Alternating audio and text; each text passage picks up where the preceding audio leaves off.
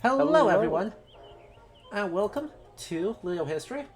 As always, I'm Adam, and as always on Wednesdays, I am joined by Reed. Hello, I'm Reed. If you haven't caught any of the previous streams, I'm a religious studies student and also microbiology major, but mostly the religious studies student is why I'm here. Yup, because we are back with more Bioshock Infinite, and this still incredibly lovely American Imperial Street. Yes.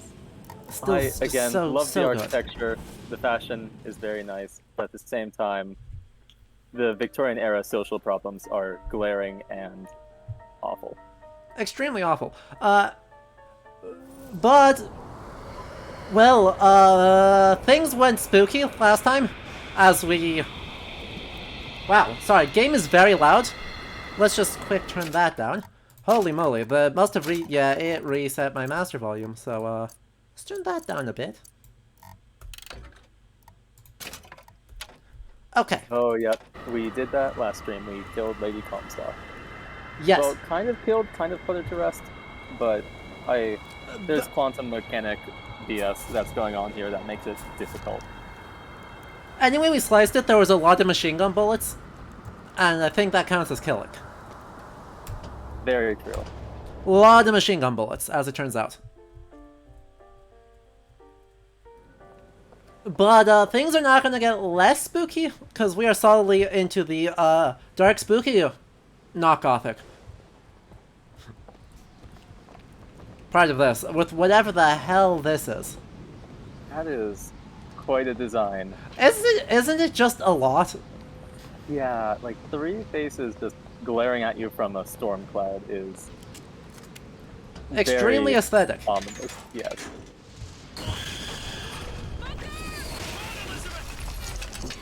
Our old friend Songbird's back. Yeah. Oh, Songbird's angry. We're in trouble. Rip. Ow.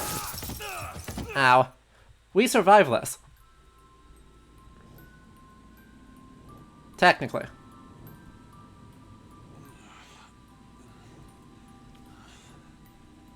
Bring us the girl and wipe away the debt. Bring us the girl. Do you want to just walk over there? You. Why do I have to, like... Fine. Oh. Okay. Fine. We're gonna go through the other door.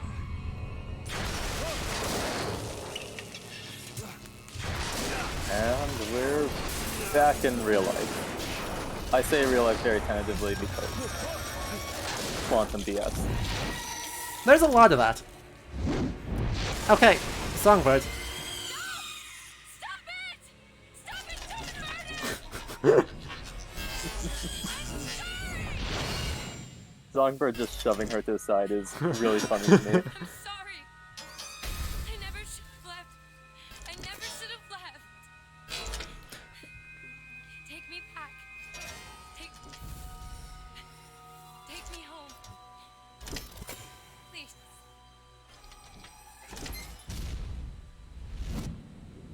Okay. Well, we tried. Songbird, seriously. There was an opening right there you could have left. Songbird does not care about the architecture like we do. You could have left through the hole in the dome. Also, Rip Dome. Rip down. You might be missed, might not be. Also, I would agree, this is almost certainly Washington. Peter pointed out in chat, this is probably Washington, Jefferson, Franklin. And I would be inclined to agree, but also extremely overkill. Like, Yeah. egregiously overkill. And Mount Rushmore exists, and this is overkill. Yeah, they could have done it a very different way where it's more subtle. But when is this game ever subtle?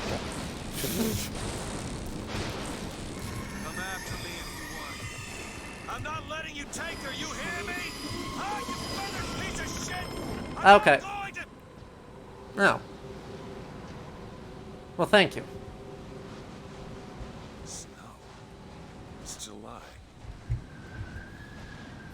Yeah. Did he not? Apparently he didn't notice all of the tear goop flying through space. Because I think we've entered yet another dimension. It's not obvious to me, though. Yeah. Elizabeth, can you Though hear me? we still have the statues before, but all of them are Washington. No? Oh, are they not? No, that's Jefferson. Oh, I was just that's- looking at the. Okay, there's Jefferson and Franklin. Okay. Yep. It's I- just the I was back just row looking here at is those Washington. last two. Yep. Gotcha. Get your hands off of me!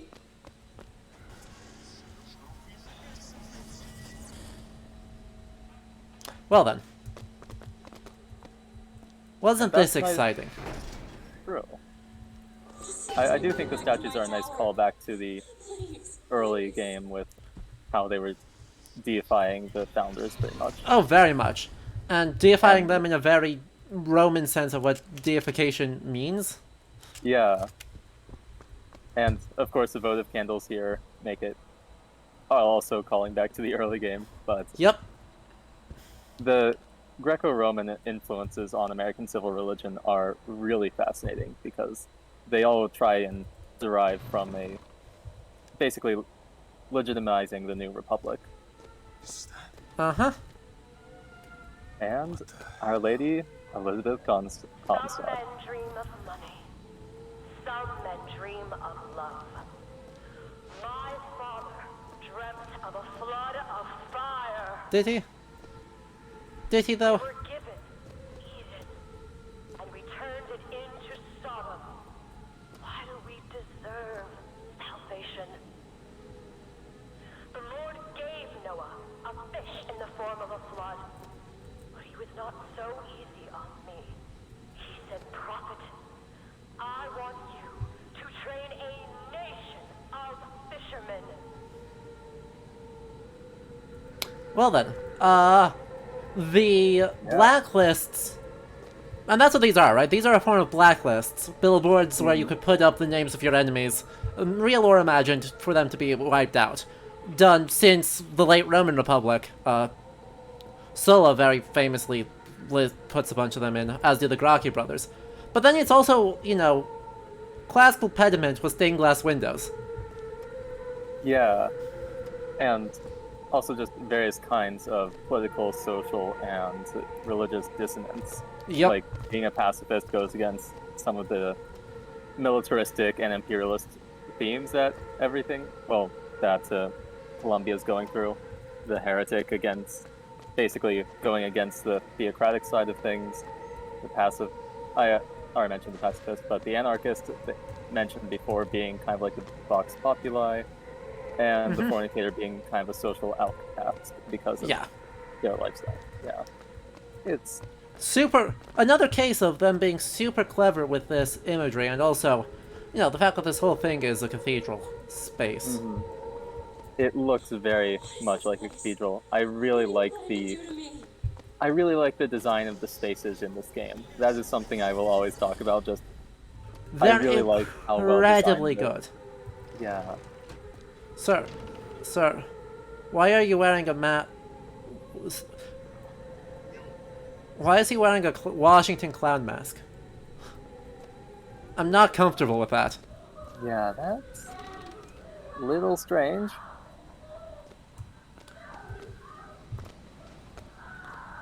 Big, not a fan.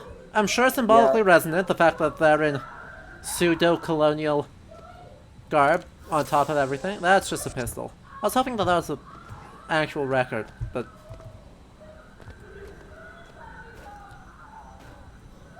And yeah, Ben Franklin masks, and it's horrible. yeah. I Correct. don't have quite words for that. That is uncomfortable. Extremely well done, but also extremely uncomfortable. And that's also just terrifying. Oh, that isn't good. Did it mentally take over those people? I think so. Or what was going on there? If I knew, I'd tell you.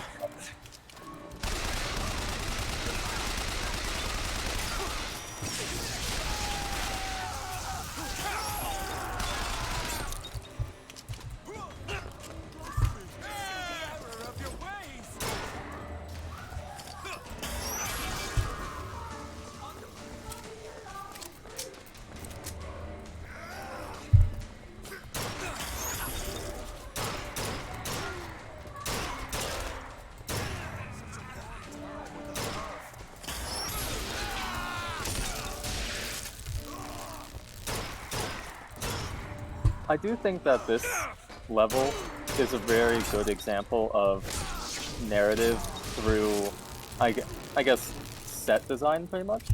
It is. Building the game's narrative through indirect means, rather than explicitly saying, oh, when she took over, they set up blacklists of people they did not like and they were eliminated. This is a very indirect way of telling you about what's happened. The destroyed state of things shows you that things have gone really bad. And Also, I think it is honestly better at that than Bioshock 1 was. Because Bioshock 1 basically had to spell it out in excruciating detail. Even though it's famous, right, what you're describing is effectively environmental storytelling, where you don't need dialogue to tell it, you can have just image do it. But this shows the imagery in a far less text-heavy, blood-scrawled on the walls way than Bioshock 1 does. Also, the use of sound design, like the loudspeakers emanating from everywhere, is just high-quality part of doing that. Creating a very eerie environment for you to explore and wonder about what happens here. And then just this whole space is just gorgeous. Yeah, I really appreciate games that have more environmental storytelling, where you don't quite have to. It's not like spelled out for you, and you're Just treated wanna like see you're the girl. an idiot and just spoon-fed. But Yup. And having Bioshock, to pick up the pieces is nice. this is one of the things Bioshock is one of the best series in the world at, honestly. Yeah. Like, I haven't played Bioshock, but I've seen images and set pieces and various parts of level design in the environment. And it's a very beautiful game, and it really helps you understand what they're going for and what kind of story they're making. Yup. Uh-oh. How did Elizabeth get a voxophone? Suppose the siphon is a kind of leash. Yes, my father put it on me. But when the time came, neither did I remove it myself. What would happen if I took off the leash?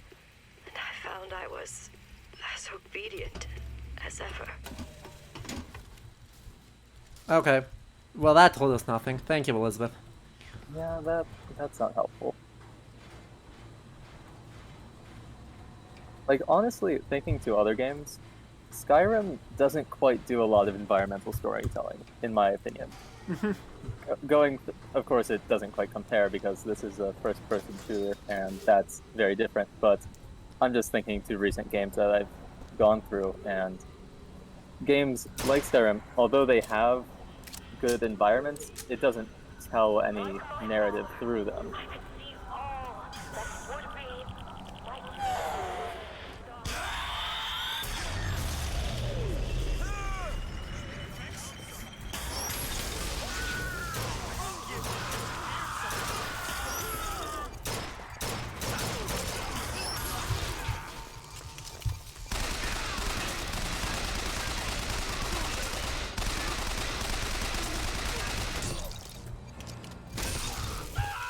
It also feels like they're trying to conjure up images of an insane asylum in this part. They are. Right, this is a part that is very, very heavily committed to, oh, this is bad. To Bioshock 1. Right, this is the part that I think most consciously emulates Bioshock 1. With all these crazy people in somewhere between, sort of colonial era basic clothes and sort of more 19th century or late 19th century casual wear, and military gear too, actually, with these boots. But then all Definitely. decked out, are sort of distorted, exaggerated heads. Them all being founders here, but all the most conscious emulation of the splicers possible. Absolutely. They're I don't know, this thinking of the tone that they're going for, it feels different than the Bioshock tone, or Bioshock 1's tone, but at least that's the impression I'm getting. This feels a lot more depressing than Yeah, no, Bioshock 1. I don't know. Parts of Rapture very much have this vibe. The real difference is the snow instead of being underwater. True, true. Yeah, and the space is more open. I also appreciate the lighting in this section. Now that you're looking around, Yeah. it's nice. Uh-huh. Anyway, let's see what the old-timey radio announcer has. Sunrise, William R. Foreman, 1909.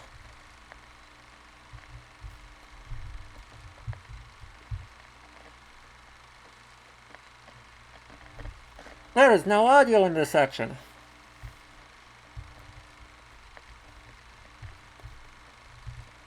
There is truly no audio in this set. Is that just a slowly approaching Columbia, or Yep, that was it. Yep. that's ominous? Truly doesn't have the glamour of a sunrise, does it? I know theoretically one can stealth a way through this, but it's really not built for this. Okay. Also, just this game has not quite been a stealth game the entire time. Stealthing no. your way through this section feels weird to throw it in there all of a sudden. Right, because if the guys don't see you, then theoretically you're okay. Theoretically. Our minds are born festering with sin. Some are so blighted, they will never find redemption. Uh-huh. The mind must be pulled up from the roots. No. My children are without blame, without fault, and without choice. For what is the value of will when the spirit is found wanting? How much church debate has there been over that question? The answer is yes. Yes. That was honestly pretty interesting, I guess. Trying to tie original sin to the mind and consciousness rather than some kind of metaphysical soul. And then trying to use a almost like early neuroscience to alter the mind and remove their free will as a way of making them sinless. And the idea of free will has, at least in Calvinist circles, has been heavily debated. But Hurting me. Please just let me go. We're going to cure you. I'm not sick. Your spirit is. All I ever wanted was to see you live up to your potential.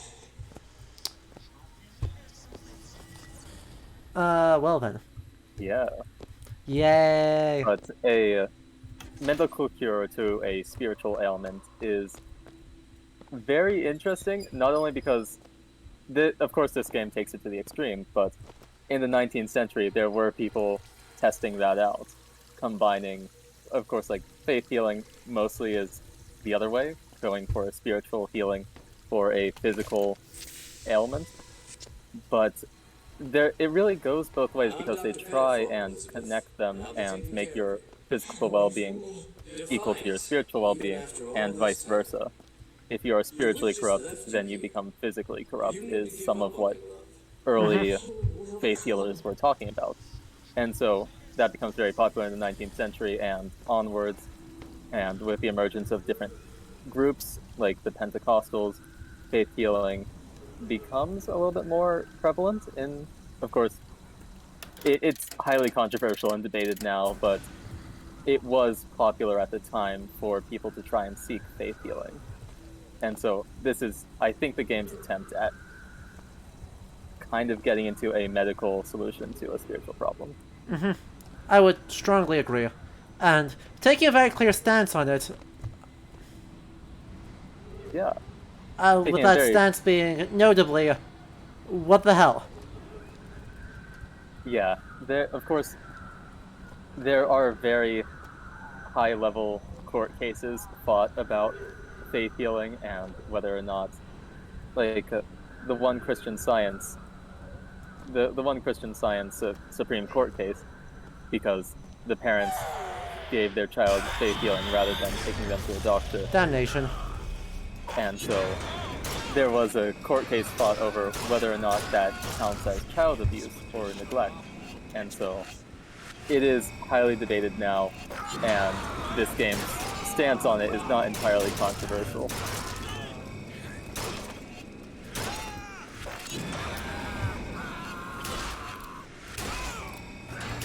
God damn it.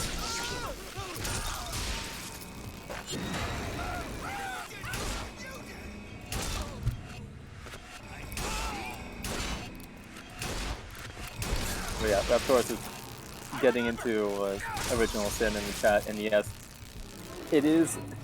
Different theologians have different takes on it.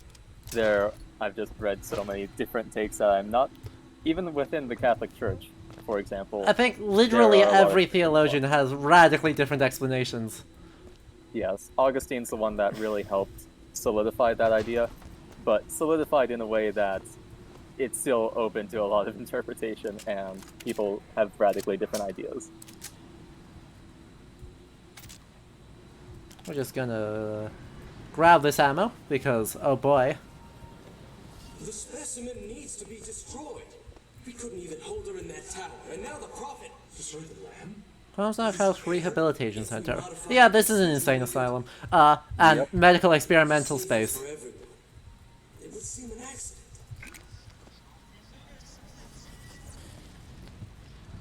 Also, we're totally in a different dimension, and the game just quietly forgot to mention that one. Oh crap. And I will put in, since we are in an insane asylum, a lot of early hospitals and mental institutions were founded by churches. Like that's why a lot of hospitals have like either Baptist or Presbyterian or Methodist in their name, because they are founded by a specific church in the region, and it became more established. It might not be related to the church now, but the religion versus medicine concept was not present at all, and basically they went hand in hand at the time.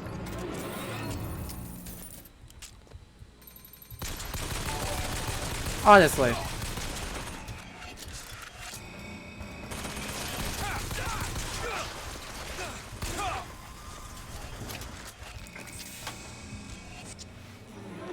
Well, I went through a lot of ammo there.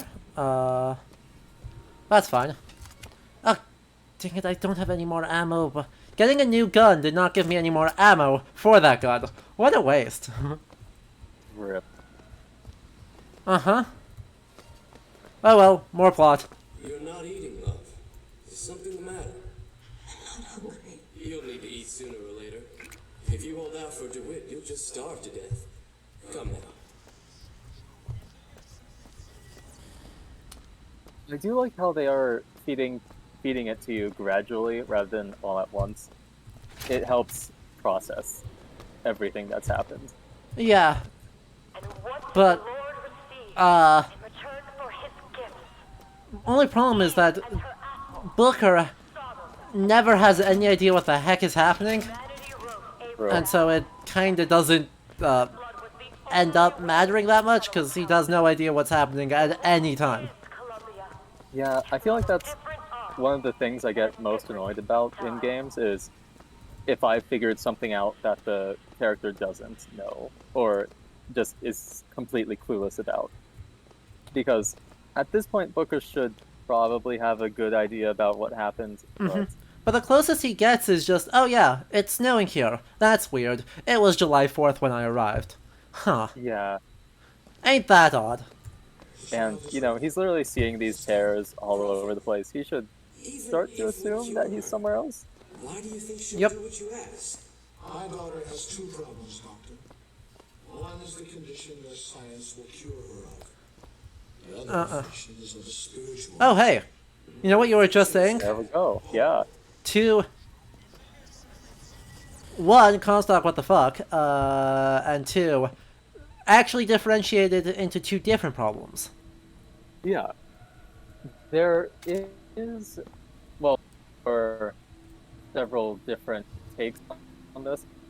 I'm actually pulling up a book now where I know there's a about mental and well-being, but it talks about how you're suffering from a problem, but you need both sides, physical and spiritual, to really help that.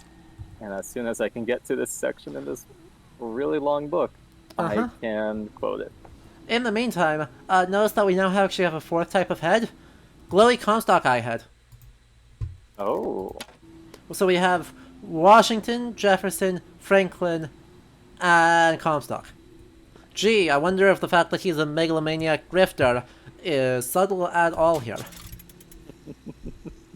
In the meantime, we have footage of hummingbirds. It is just footage of hummingbirds. There is no text boxes to be had here.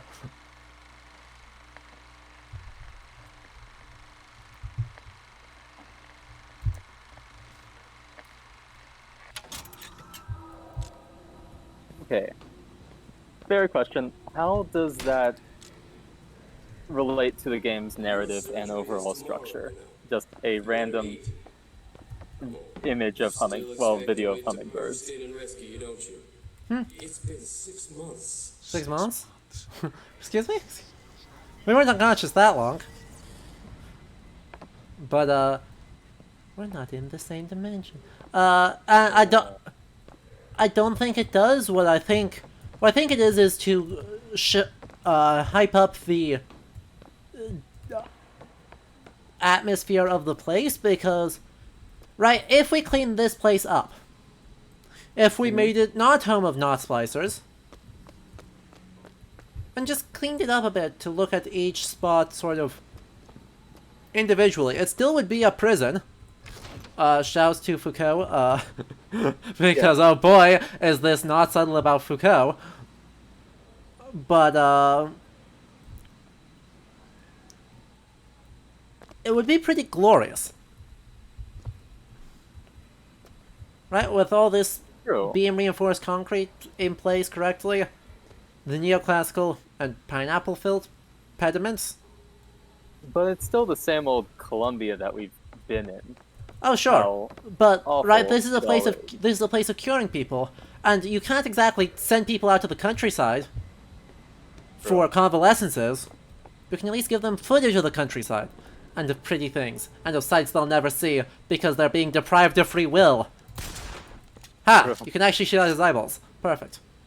The being deprived of free will reminds me a lot of the lobotomies that people tried to. I think that's a deliberate, deliberate reference, and one that is. It should be well taken. Hey, pew pew pew pew pew. Oh, that's a shotgun. Shotgun's okay. Watch this. We have a nice corner here, so pew pew pew pew. Oh, very nice. That's pew, pew, vigorous. Very powerful. In the meantime, I did find the quote. It was from someone in 1943 named Seward Hiltner, and they talked about how healing comes from both the power of nature or the power of God, and in the end, they both, whether it's from a surgeon or from a doctor, or just from a faith healer, it's all coming from the same source, believing that all healing comes from God, even if it's through medical means. So I feel like that idea is a little echoed in Comstock's quote about how the doctor will heal her physically while heal her spiritually. Of course, their idea of health is very twisted, but... yes. And is we'll take that, but we won't use it because I don't use salts that much. Because they aren't balanced. Bring us the girl and wipe away the debt.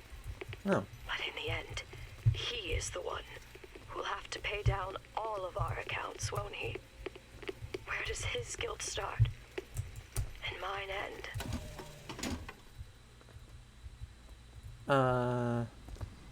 Don't think about it, Elizabeth, because the game sure as heck is forcing us to just kind of shoot people anyway, so... yeah, the guilt's universal. Yeah. whether it's Booker's, Comstock's, wherever that line is drawn, Booker's, Comstock's versus hers, there's guilt all around, or at least people should be feeling guilty. Again, this would be a wonderful time for, you know, character development with Booker, but... Uh-huh. Uh-huh. Wouldn't that be cool? Like, any kind of reflection about, hey, I'm very late, I feel terrible for leaving her here, even if he believes this is the same universe, and that he's only 6 months late. I feel like some reaction from him would be nice. At least at the horror of everything going on around him. Uh-huh. Why is that a random chart of just percentage of... Yeah. I can't quite make out what the resident... Wait. Resident baseline competency scoring.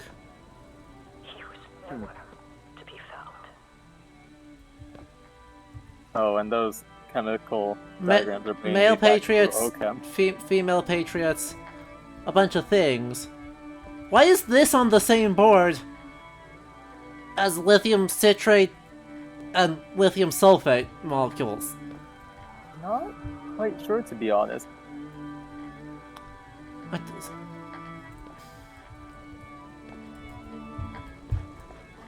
One of those looked like it was test results. The other one looked like it was Yeah, there really should be... chemical analyses. I mean, lithium sulfate is used to treat bipolar disorder, apparently. But... Oh, okay. Yeah. These are...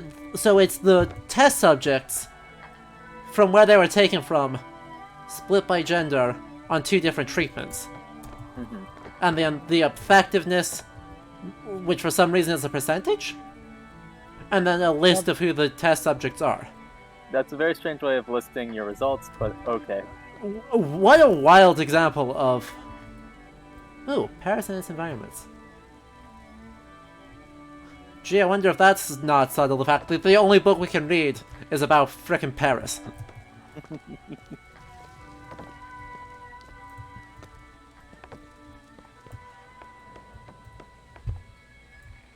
Another?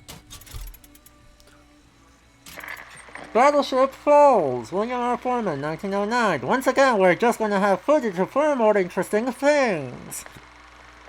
And sometimes places we've already been. Oh no, the camera drowned. In memory of William R. Foreman. He just died? He just fucking died. And they just kept that video. They rescued the footage. Why I don't know that they rescued him, but they rescued the footage. Okay, a little off priorities, but okay.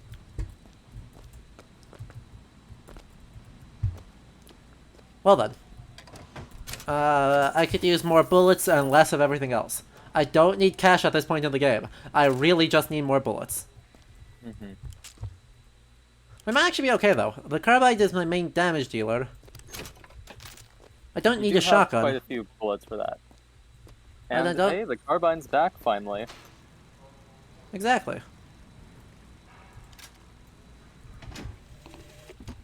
As the days pass, I believe less in God and more in Lutece. My powers shrivel as my regrets blossom. All of this because my father failed me. By the time I realized how far I'd gone, it was too late to stop it. But there is still one last chance at redemption for both of us. Well, that's not an encouraging sign. Nope. Her powers failing because building regrets. There's the switch. That's... I do like to see her gradual decline. She gets so much character development. Booker Yeah. gets so little character development. It's a shame that this is not our Elizabeth, and also Booker not doing anything. Cannot be undone. I stop what I have put in motion. But perhaps I can keep it from ever starting. He was my first hope. And now, he is my last. Yeah, I think you're right, Senses Musing. I think this is future Elizabeth, like, burning the hell out of New York City. Yep. Should be able to head downstairs and get to Elizabeth now. But, pew pew, pew pew. Darn. That was a good this idea. is great character development, slowly given to you over time. It is paced very well, but it's not the characters that we are supposed to care about. I mean, right, all forms of Elizabeth are Elizabeth. True. So, we are supposed to care about Elizabeth insofar as it still is Elizabeth, question mark? But it's also not clear that that's... Oh, Q. I want to agree with that, but at the same time, the game doesn't make it feel like this is our Elizabeth whenever we're going through this. Well, at least until we're sent back, but that's just a little bit. Yeah, right, there's... I don't know, it's complicated. It's not... Yeah. When we get to that point, I'll... We can talk about that more. I agree, I'm not a huge fan of what they seem to think is going on here. But we can talk about that more later, because that is definitely... Yeah. There's plenty of time. Yep, here's where we're actually getting to the... Oh yeah, we're burning the shit out of lots of places. Pew. That's a shot. So rather than threatening the world with fire in the afterlife, they're bringing it in this one. Though these people aren't... They don't have heads on, so these people are just straight up believers in their message, I guess. They didn't have their free will wiped out. At least it doesn't seem like it. Sir. Well, that guy's just hanging out. AC brings up a very good point in the chat. Why are we playing the least interesting Booker? Well, actually though, right? Some of these other bookers have done some crazy stuff. Must expose the mind to every version of itself. Uh-huh. Either the mind will yield, or be reduced to a blank. That seems like a bad idea, actually. Elizabeth voiceover system, that sounds like a really bad idea. Maybe don't do that. Tomorrow the leash comes off, because all of this has to end. But even if I destroy the siphon, will I be strong enough to see all the doors and open whichever I choose? And if I bring him here, who is to say that he would be any match for the monsters I have created? Anyway, Ozymandias, you just got here and you're... Having not seen this, what the heck is going on is a great question. So in short, we are Booker DeWitt. Hello. We were sent to a flying city in 1912 that has seceded from the US, named Columbia. And yes, it is literally like rage quit the US for not wanting to do genocide. In a surprising turn of events. And also is hyper-patriotic and religious. Yes. Like, literally worships Washington and Jefferson and Franklin alongside their prophet, alongside God. Alongside Elizabeth.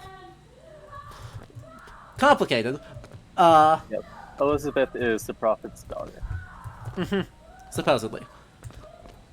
So we were hired to grab Elizabeth and take her down to New York City to wipe away some arbitrary debt. Which I want to come back to in the endgame, because I think the question... The thing the game hints at what the debt is hardly the most interesting version of the debt. Elizabeth, hold tight! And we rescued her, but she has the power to open portals through space-time to other universes that are microscopically different and sometimes dramatically different. We have gone through 4 of them now, and Booker seems to still think we're in the first one. Yeah. What is it? Why do you ask what? When the delicious question is when.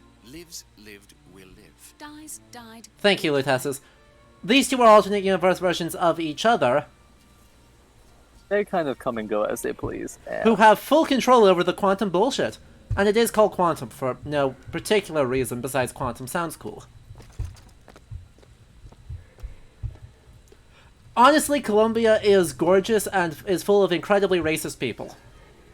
yeah, if you could clear out the people and keep the architecture, I'd be a lot more okay. Lunatics are running Though, the of course, asylum. the themes of Columbia and its Listen to me patriotism anymore. and society are All I found can within do the architecture, too. is watch. That's what I Okay, set but into motion. this is a flat screen. Slides So- into its terminal stage. Sort. Nope. Hang on. Turn on the. All I had left in me, Just. to bring you here. Can you grab? I don't think this is how Okay. lighting works, but okay. I don't understand. I heard you screaming. I was coming to get you. Are we? Let me up. Here, Let me up. take my hand. Thank you. Why are we suddenly extremely low?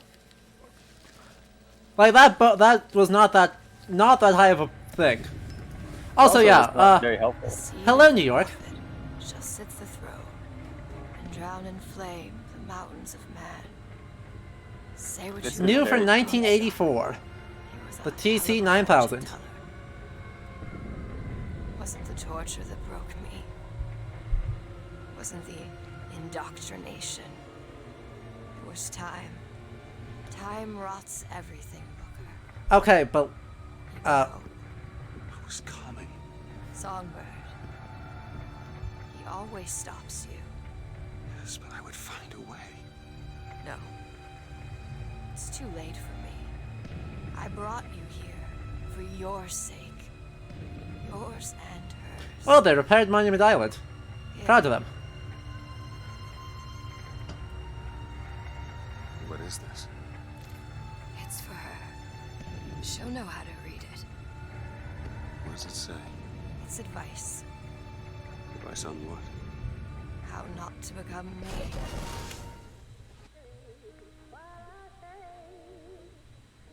Well, that was exciting. It was, and it was so beautiful. I loved the ominous silhouette of Columbia. Oh. That was very cinematic, and I really thought Big that was fan. a really well done cutscene. Yeah, super well done. Big fan. But well, Now Elizabeth's we're powers back. are so weak that she can summon, literally pull people through time. 1912. Before she... So that's exciting. There's still time. Elizabeth! Okay, but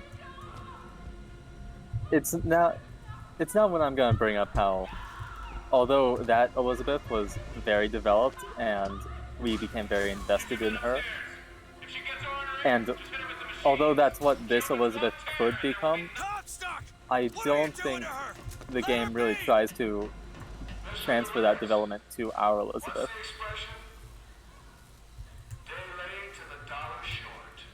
Yeah. Just give me a hot second. Ah, crap. Oh, alright. Gotta get in there. Shut down those machines upstairs. I'm not entirely sure it's a smart idea to put a robotic gunner in your fancy mansion, but okay. I mean,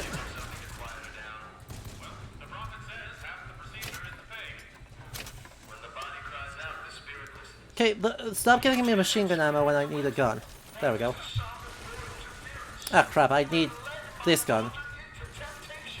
She is not Some of the dialogue going on right now is very interesting because it tries to link pain with religious experience, because one of the doctors made a comment that pain is half the procedure, and pain is used in a variety of different rituals from around the world. There are at least one that I know because I'm reading a book that Smoocher recommended me, was in Sri Lanka there are there are themes of pain and rituals around pain to get Kali's attention and to basically connect themselves in that way or make that sacrifice. And Extremely so, cool. yeah. Yeah, and I There mean, are- you could think of like flagellants from the Yeah. Middle Ages as a, at least Flagellants, vaguely but- related. Yeah, they're using mortification of the flesh to try and purge their sins through pain. And so it's one way that people try and enact a religious experience through suffering and pain. And that can be found in a lot of different religions and contexts around the world, but Christianity definitely has some of that going for it. I know there have been studies around the world whenever there is violence and suffering that religiosity goes up, though, of course, how that is measured is all over the place. And also, AC brings up in the chat, experiencing the crucifixion is a thing in the Philippines. So, yeah, people do reenact the crucifixion, a very painful procedure, as part of religious devotion. So, at least Comstock seems to be hoping for that kind of experience, the pain and torture of suffering to bring about Elizabeth coming over to his side of things, and also maybe make her believe in God, because old Elizabeth mentioned believing in God at one point, and then became more believer in the Lutesses. So Bucking wrong for again. There we go. So of course, comparing like believing in God versus Lutesses does bring up that whole science versus religion, which I think is overplayed in media, but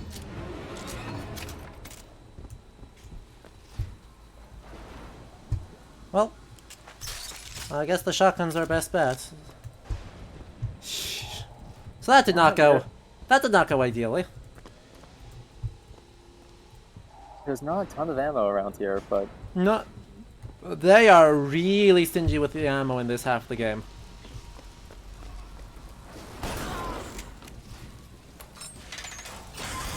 there are some times where I feel bad for these unarmed doctors, but then I remember they live in Colombia. There's probably a good chance that they're terrible in some way. Oh yeah, right. They exist in Colombia. Therefore, I don't think I need to feel bad.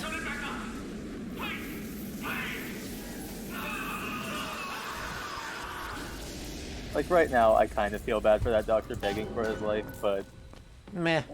I don't. Elizabeth, I'll be right there!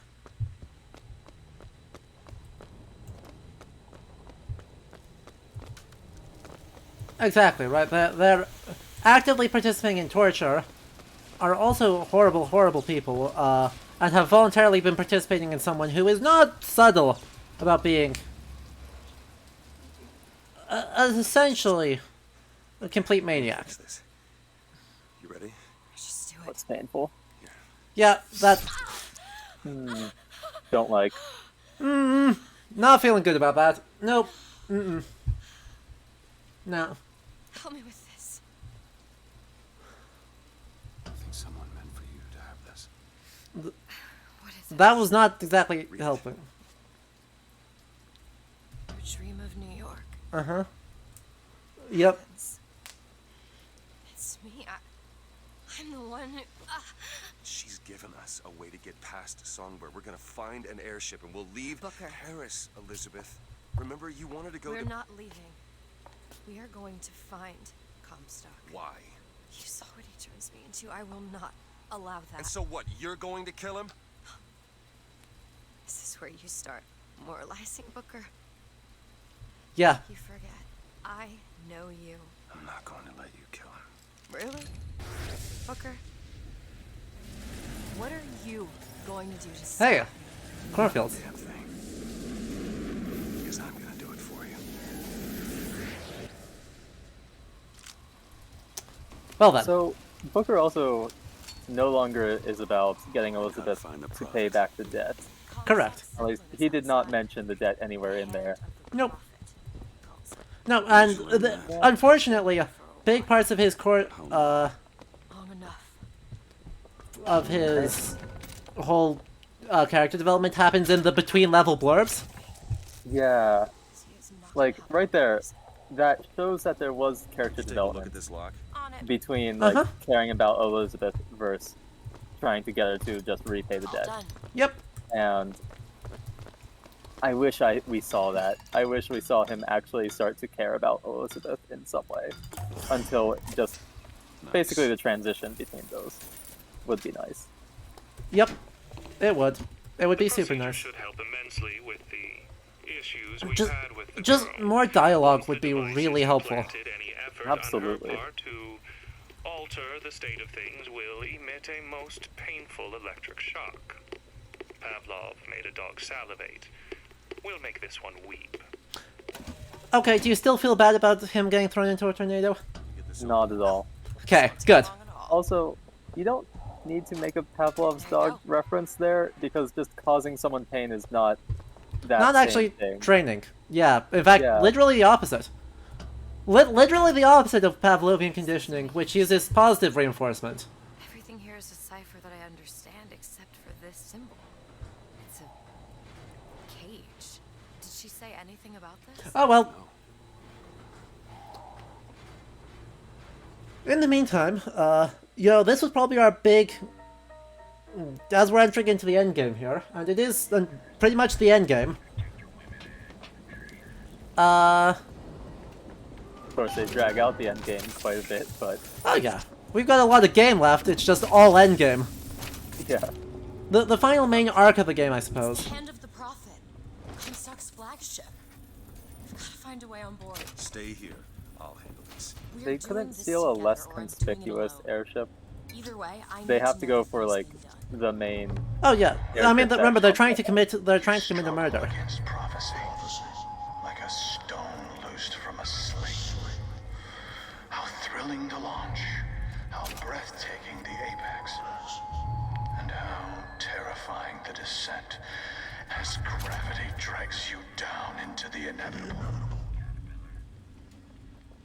Okay, if I could find a carbide hereabouts, I'd be thrilled. Anything except this damn burst fire gun.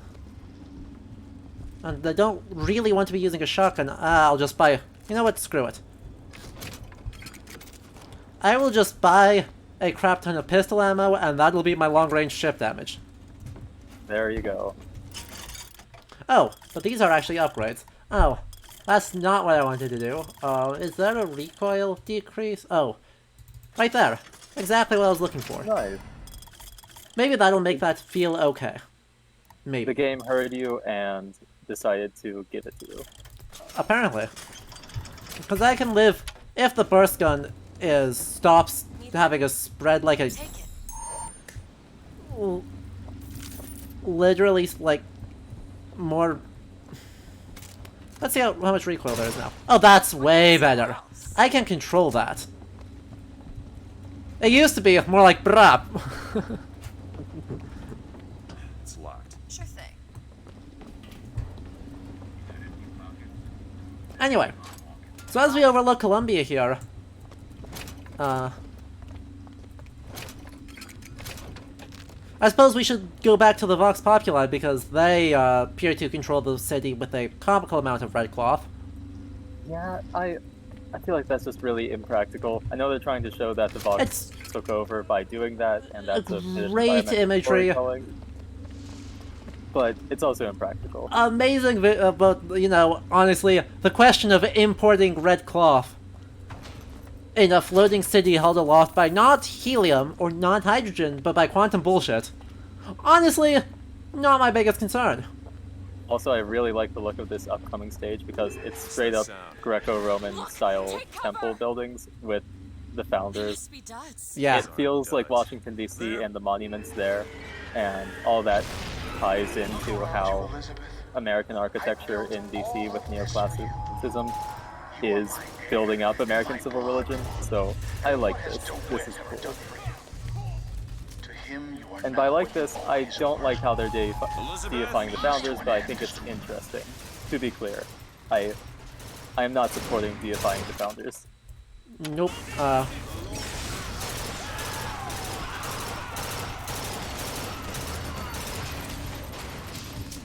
Okay, that still went through a lot. Yeah, it's not quite as nice as the other guns. Open it!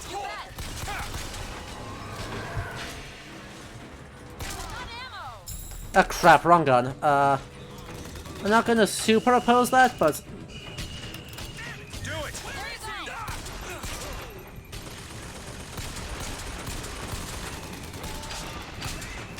I don't have anything resembling Elizabeth?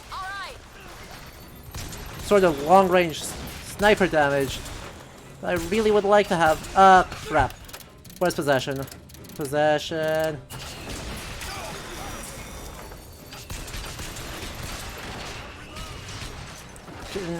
And There you go.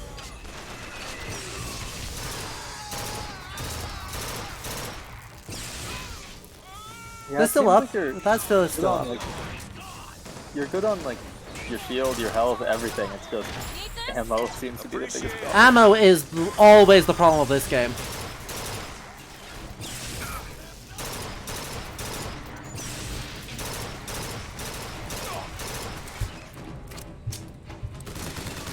That Comstock bot can take a lot of hits. Yeah, it can. And I am almost completely out of guns. Machine gun? That's okay.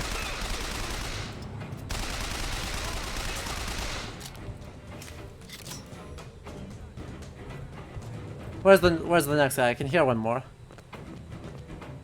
There's exactly one. Where are you? I just heard you fire. Here, the mosquito should help. Sure thing.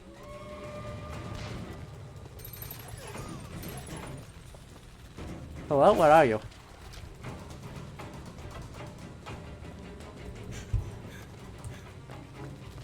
I have no idea where this guy is. But yeah, There they are. Casey does bring up that Mecha Comstock is kind of wearing Confederate colors. Yeah, we've seen that a bunch of times through here. They are extremely strong at the Lost Cause, and regrettably, you know, we talked about this in the first stream, but this is the time period where The the Lost Cause is a... It was very strong during this time period and being developed further with, you know, Birth of a Nations coming out soonish from this time period. I can't remember the exact year. Yeah, it's not that far away, is it? And Huh. no, I don't think it is. It's like 20-something? Late 20s? Someone in chat, can you check? But also, the United Brothers of the Confederacy were building a lot of Confederate memorials around this time, and those helped contribute to a very nostalgic view of the Confederacy, even though it lasted only a few years and was... Oh no, 1915. Oh, 1915. It's earlier than I 3 years thought. off. Yeah, so... because Wilson showed it.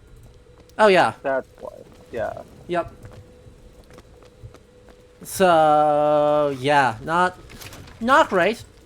Just gonna throw that out there. Not the best look, but right, the idea of a secessionist state looking to the Confederacy as the one that is upholding the founders' true vision.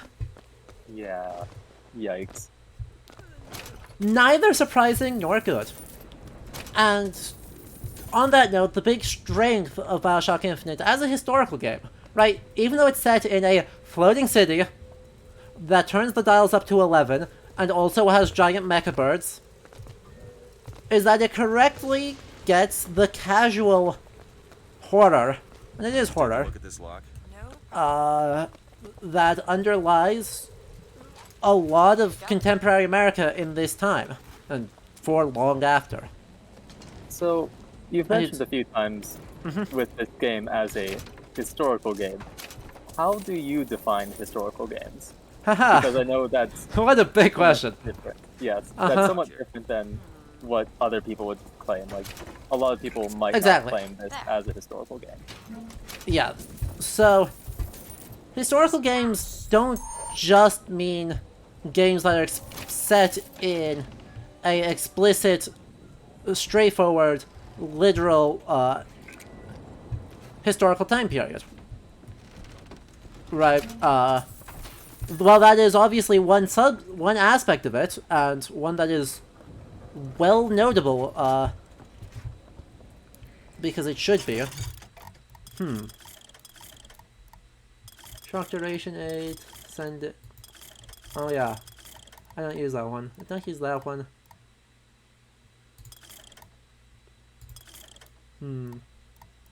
I guess we might use shock.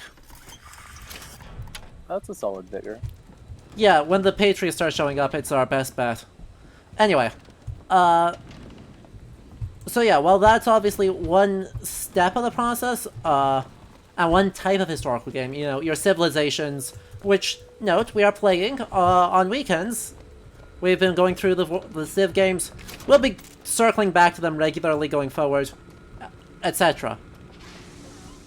But that's one type. You know, your Civ, your Crusader Kings, your Paradox games, all that stuff is definitely a historical game, but it's hardly the only type of historical game. So I even try and say things like, you know, Dark Souls should be considered at least a pseudo-historical game. Really?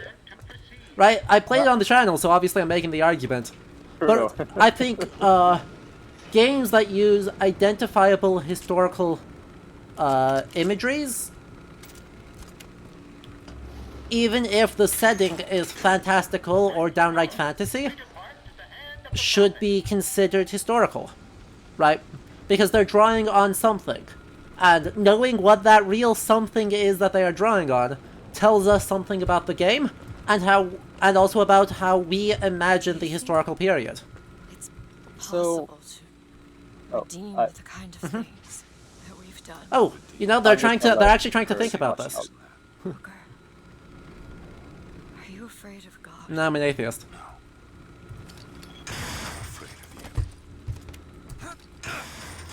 Okay, you were saying?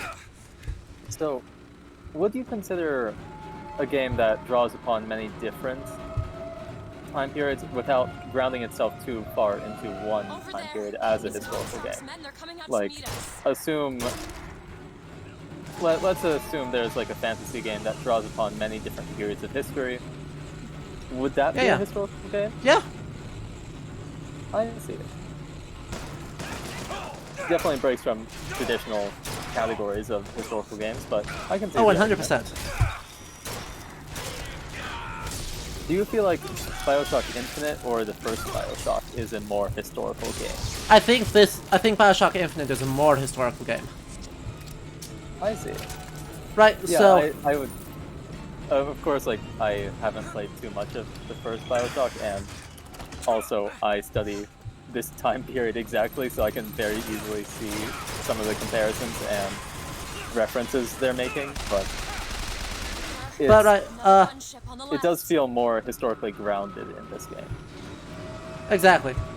So... part of the oh, crap. I hate rockets. Okay, the chat is now asking about different games and if they're historical. Final Fantasy XIV, historical or not? I mean, definitely historically inspired. I haven't played it, so I can't say the extent to which it is strictly historical, or just kind of... Okay, where the hell... Can they get close to me? Hello? It would be nice if they did, but... Wouldn't it be cool? Instead of just, like, standing in Narnia? If the enemies actually attacked you, that would be nice.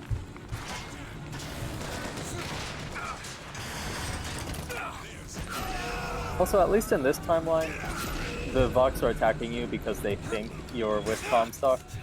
That honestly makes a little bit more sense to me than the other Vox. They do, don't they? Because no, we haven't switched. We switched back to historical time periods, so...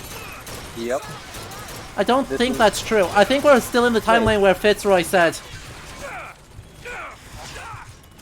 Is this? I guess you're right, since we went back. Okay. Sorry, I'm losing track of which timeline we're in. And that is So am not a I. good thing when you're trying to get your your audience invested in the world. Yeah, not best when people's motivations can keep changing. By the way, There he turn is.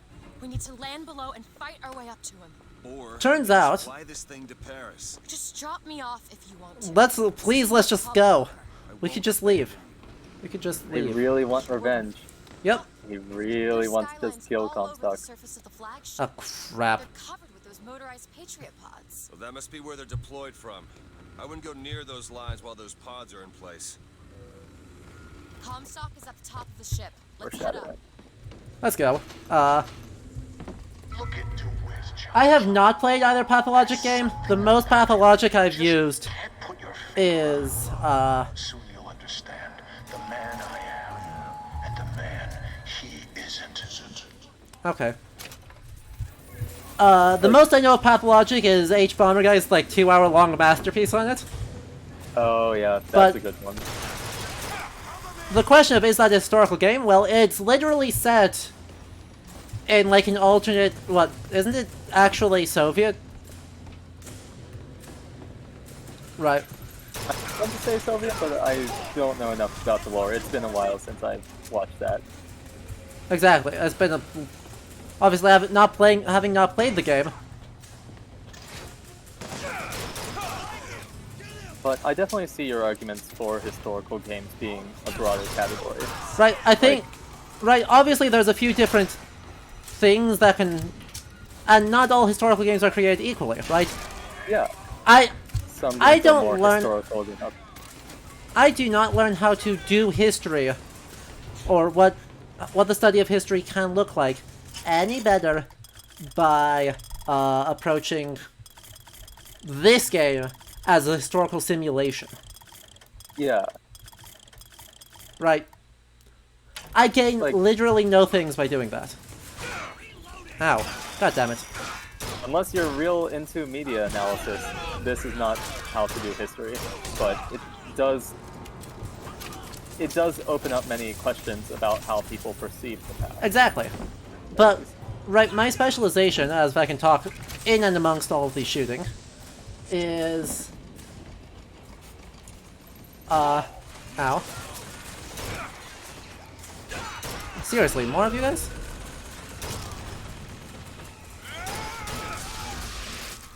Honestly.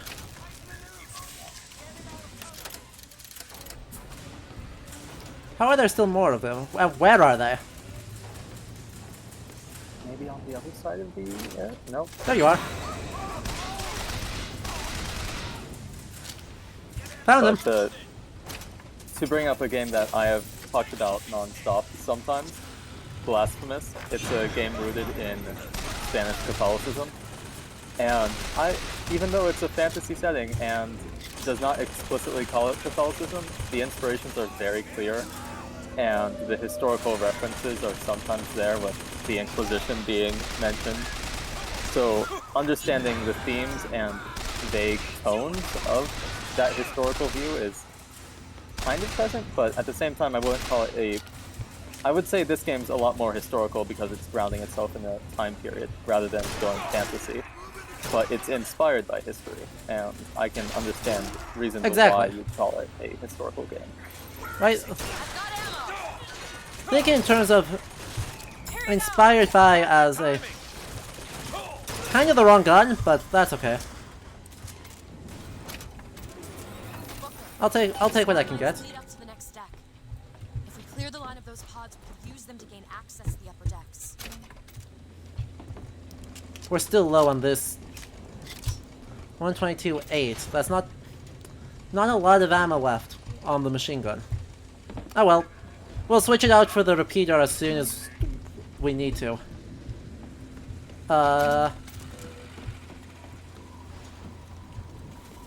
Or no, this is all upgrades. I swear. Found some money. 694. That's useful. I'd rather just stock up on ammo of all types, though. Yeah. Honestly, I just want someplace that sells ammo. instead of all of these vigor selling Upgrades. machines. Yeah, vigors and upgrades, they're not helpful at the moment. They're not helpful, but they're not helpful. Yeah. Oh well. So be it. Anyway, so right, definitely need to still need to separate out pretty clearly between different historical types. Right, because obviously not all historical games are repeated or created equal. So splitting out by genre, I think, is just a really useful way of dealing with that problem. And it is kind of a problem.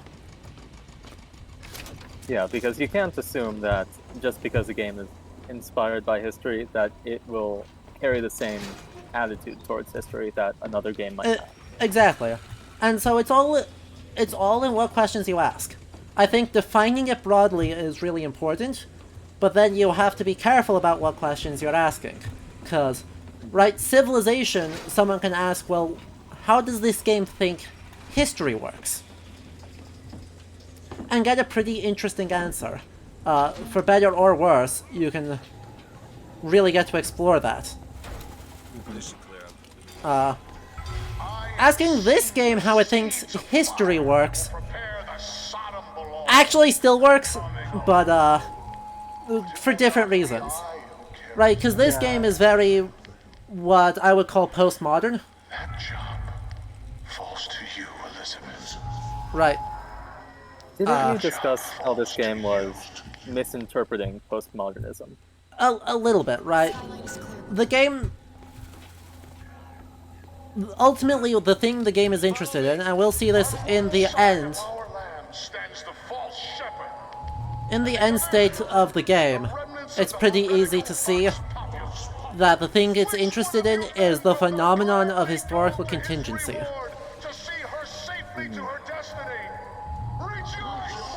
Which is quite a few words. Not the right gun. Pew. Pew.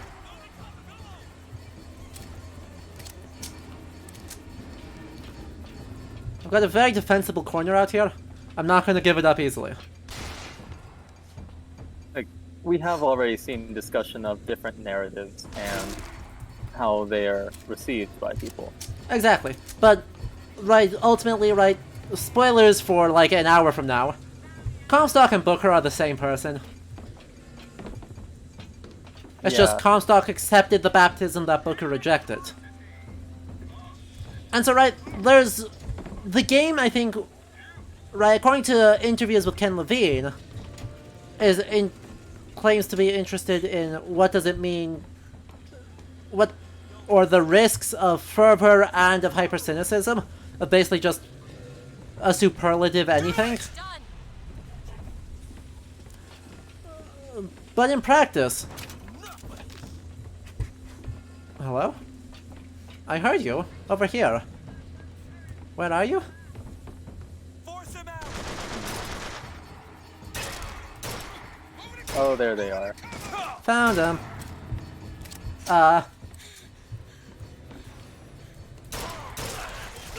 What? Wait, what? Honestly. There's the launch panel. Let's get those pods off the lines. That was it? That was it on this level? Alright. I'm not full of machine gun ammo, am I? Apparently I am. Alright. Wow, nice. Finally giving you some ammo. Wild. But Open it. Sure thing. I feel like this game... The upper deck access I is personally blocked. hesitate to call it The postmodern only way because up is of the how it skyline. shies away from actually discussing narratives and instead presenting narratives but not getting into Exactly. Right. And theoretically it does something super interesting, because... Yeah, there's lots of room for... Okay, purchase. Full up on machine gun ammo. Okay. Anyway, for its gimmick of making manifest different realities to be really, really effective. Like, extremely effective. And I don't think it takes full advantage of it for whatever reason that is. Yeah. But it definitely wants, crap,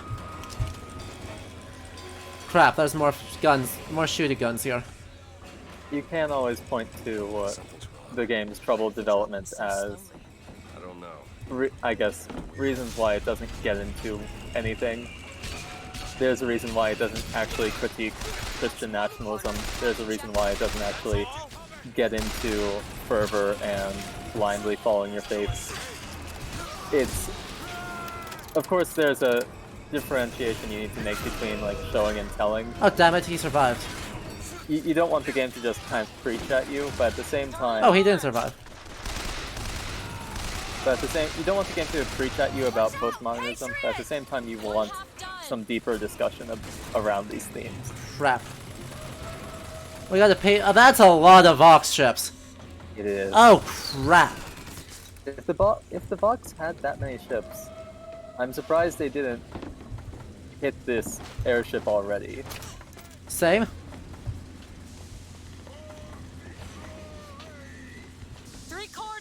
It sure is taking its time.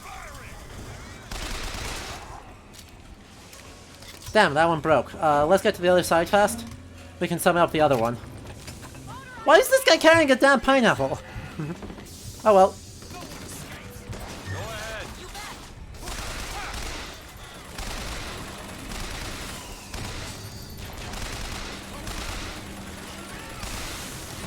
Oh. Of course, the Berserk... The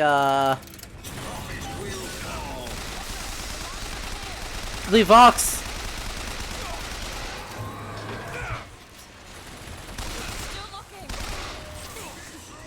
Hey, look faster, please.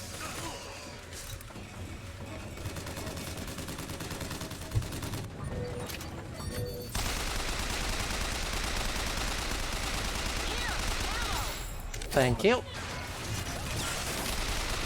The Vox have their Abraham Lincolns with... Yes. Actually, I'm now noticing without American flags, but with just red Vox banners. flags, yeah.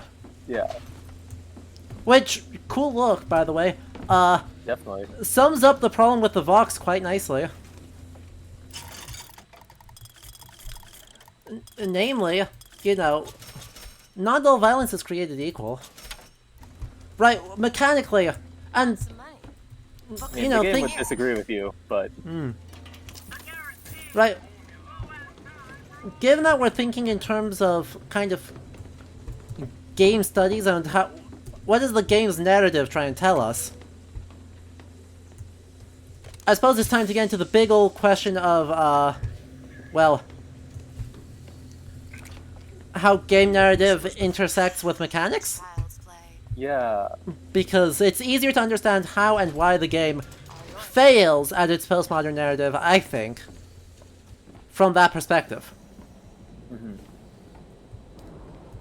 Because, mechanically, chat, do you know what the difference is between fighting a Vox Populi Patriot and a Comstock Patriot?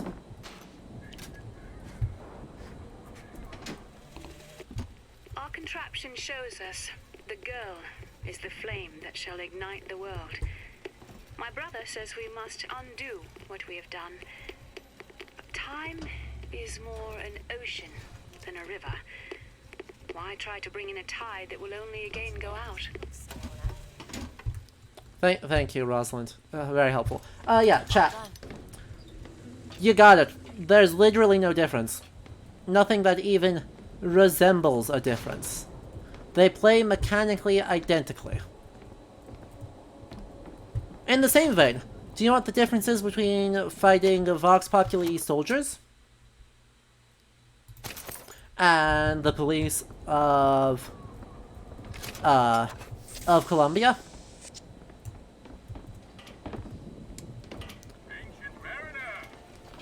There is actually a difference this time. No. The difference is what gun they go pew pew pew at you with. That's it. That's it. They look a bit different. Yeah. They go pew pew pew in a slightly different way. And that's it. Their guns are just worse. They're less fun to play with, they're less effective, and you have less time to upgrade them.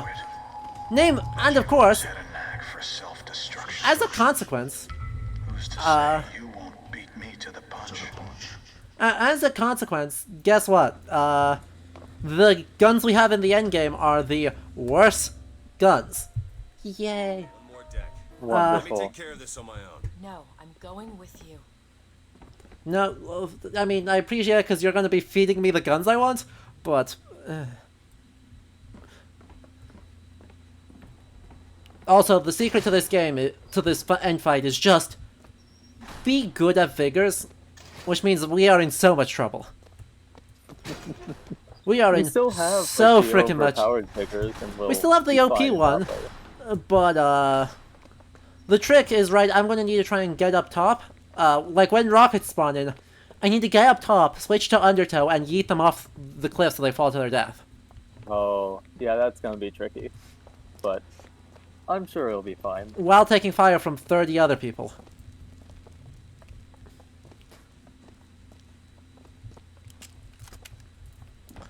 And out of ammo for my carbines. Which is, you know, objectively the best.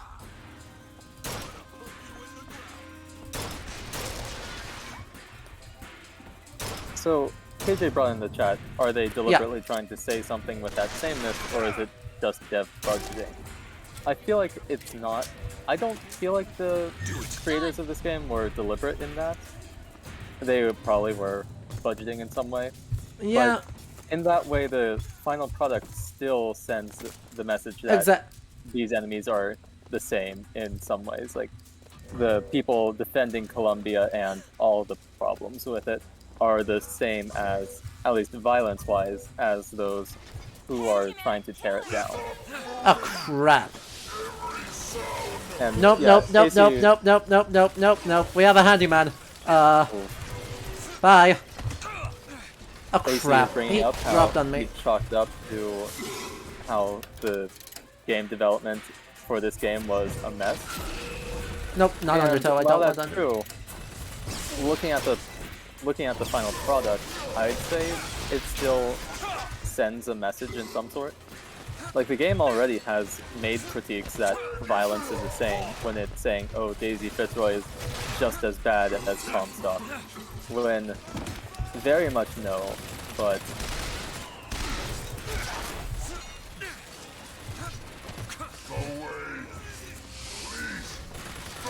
well, Undertow is apparently effective if you lasso him with it, so Okay, but I don't have time to set them up, because... bro, that is more time than you have with a handyman. Exactly. But He doesn't stun for long enough to matter.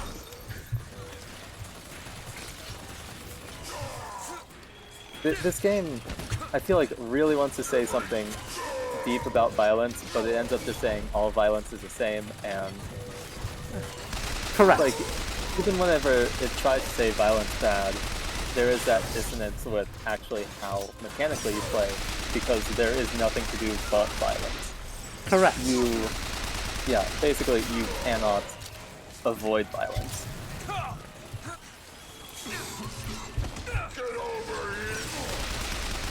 And while adding non-violent options is, of course, a lot more of an investment from a game development standpoint, like you have to have alternatives to everything, it enhances things thematically. Like, you can't just say, oh, violence bad, and then do violence the entire time, massacring hundreds of people. It just doesn't really work. And the game wants to have it both ways when it really can't. If that was the core part of this game, they really should have had that alternative. But I don't think that was the major part of this game. Just thinking out loud here, I don't think that it was the major theme that they're trying to have people take away from this. That violence is bad? I don't know. Because the game explicitly has Booker say Daisy Fitzroy and Comstock, and remember Comstock also means Booker, were made for each other, and they're exactly opposing ideologies, both causing massive amounts of harm. Yeah, I. The agree game with you. explicitly says the thing you said isn't the focus. It explicitly said it. It really feels like if they were The- trying to make a game around violence bad, We can take that there skyline to would the be some Prophet's kind of cabin. alternative. But I might be expecting too much. Yeah, it's ultimately the same problem that, Spec Ops The Line has. And the thing that it got rightly criticized for is saying, that... Oh, really cool idea. The idea of the player being complicit in it is... I want ammo, not money. Thank you. It is great, but the... And is pertinent for its time. Clean, false ship. But... But time will walk By... backwards before you find Who is actually at fault for violence that is hard-coded into the game? Right? Is it the Yeah. player who enacts the violence, or the developer who programs it? You can't really say, "Oh, look, violence bad," and then basically telling the player, "Look Right. at what you did. You did the violence." when Exactly. The player does not have a choice. Exactly, and the game's counteraction is, if you didn't like this, or wanted to stop this violence, you should have stopped playing, but that's nonsense. Yeah, if part of your message involves having the player stop playing, the game's already failed, in my opinion. Yeah. Because the game... Oh, the game just crashed. Oh no. No, it just paused. Okay, we're good. Oh. We'll be good. Okay, I had a We're lot good. of concern there, a lot of stress. But It just tabbed me out for no reason. I checkpointed right when I walked through this door. Booker, that's no. good. This is between me and him. Nah. Walking into a That's trap. I how it's gonna need go. to do this. Oh, Come here, the child. stained glass is back. Oh, come on, I don't bite. My, oh my, how Look you've at grown. that. Look at how great this is. Tell me. I'd almost venture How to much say how that much Am environmental destruction are you doing in order to have this little sanctuary? Right over. Elizabeth, a lot, I assume. everything I've done to keep you safe. Safe from what? The seed of the prophet shall sit the throne and drown in flame the mountains of man. Right, a dim The corner. I archangel agree. wants something else. Right, I feel like Spec Ops The Line is better about it because it Beware. specifically is deconstructing the shooters of Beware the time, false shepherd, which were Booker extremely Lead. restrictive. For Which he shall works. be as a wall between her and destiny. Why? DeWitt, I'm a fool. I've sent mighty armies to stop you. I've rained fire on you from above. Yeah. I did all of that to keep you from her, when all I needed was to tell her the truth. Oh, you're so good at that, Ask Comstock. him, child. Ask him what You're so happened good with at the that. Finger. Ask DeWitt. Let go of Famously me. honest person. Ask the false shepherd. Tell her. Tell her, false shepherd. Tell her the truth. My hand. Tell her. Tell Please her let about go. her finger. Okay. Sure, I'm just gonna stand over here. Can we just not do a violence here? Let them sort it out. She does I- have powers too. She Well, wasn't the point that you need to do this on your own? I'm just letting Yeah. you... I don't Sir. know. Feels weird to Daughter, you intervene son there. of a bitch! And you abandoned her! Was it worth it? Huh? Did you get what you wanted? Booker. Tell me! Booker. Tell me! It is finished. Nothing is finished! Booker. You locked her up for her whole life! Booker. You cut off her finger and you put it on me! Booker, stop it! Hey, look. Killed him. Yeah. Well, that was the point, wasn't it? We were supposed to... What do you mean? Yeah. Huh? You tell me, what did he Elizabeth- mean about my finger? I don't know. You wanted to kill him. I just assumed you were born with it. I don't know. Your nose. It's bleeding. What? Elizabeth, I swear to you, I have no idea what he was talking about. You too.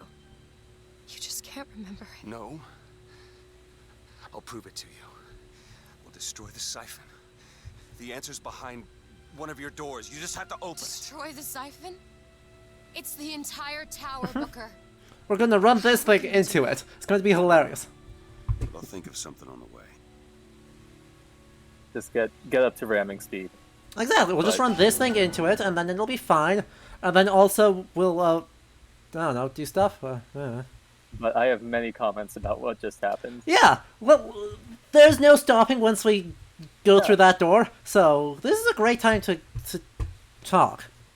So, I guess going off with what we were just saying about violence, Booker did not appear to learn anything, and instead of doing violence just because Comstock's a terrible person and also Elizabeth wanted him dead, he seemed to be overcome with anger, and that does not seem to be the right kind of violence that this game is talking about. Though, of course, the game does not promote any violence. Except the ones that the infinite shooting of nameless grunts. Yeah. But And that at violence least is fine. True. In that space back there with the stained glass, with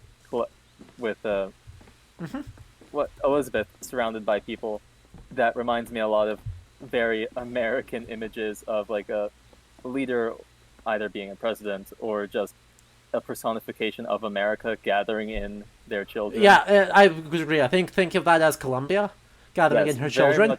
Is 100% this image. Yes. Very much a personification of Columbia right there.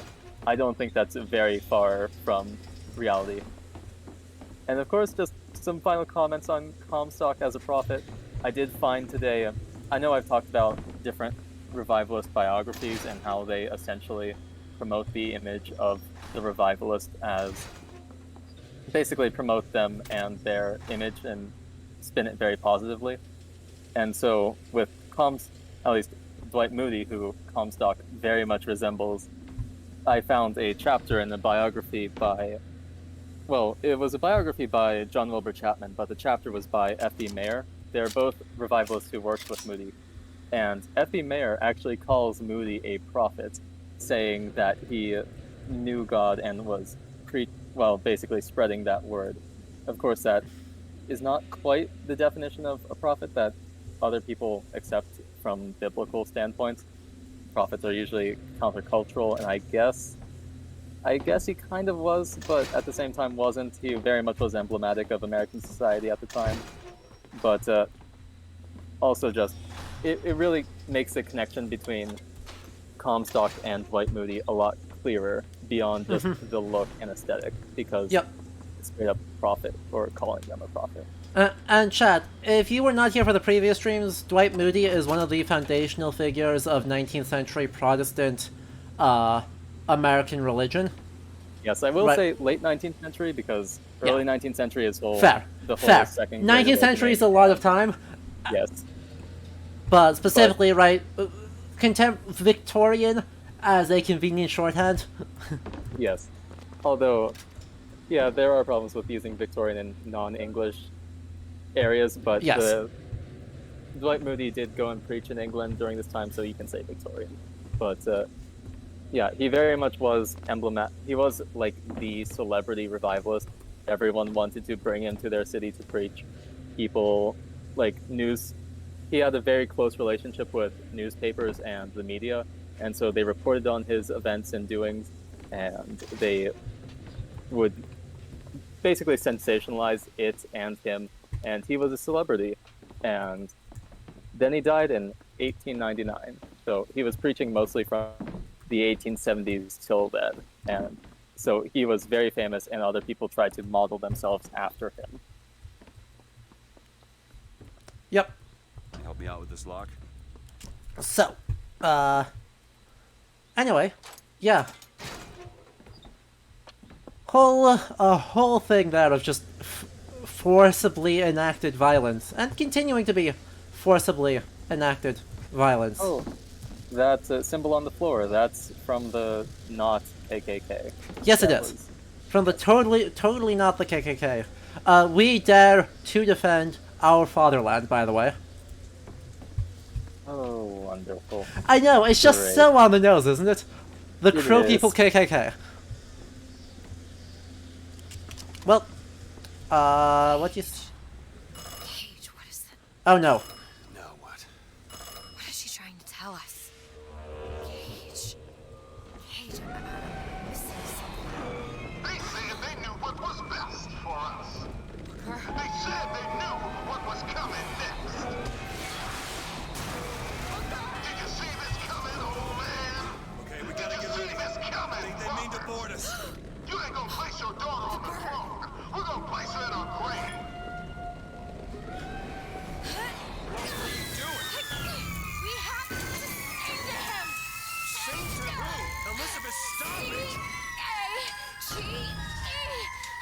Elizabeth is really going at it.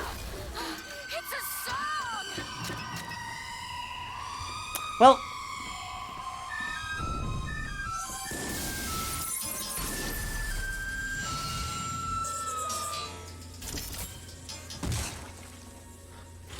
CAGE. Shh, it's okay. I'm here. Will you help me? I need you to protect me. Will you do it? Will you do this for me? Just this one last thing. Please. So, go! Booker, he'll help us. We can use him against the Vox fleet. And finally, Okay, I need Songbird to is get- a friend.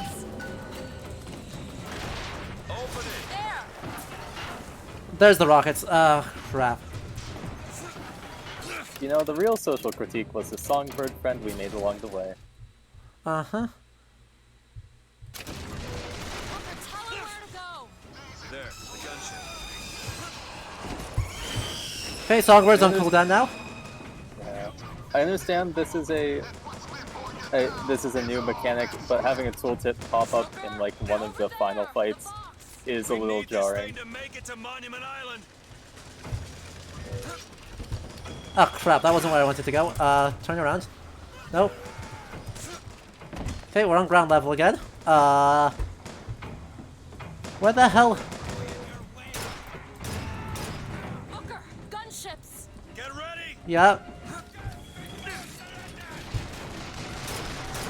Booker, Songbird's ready. Cool. There.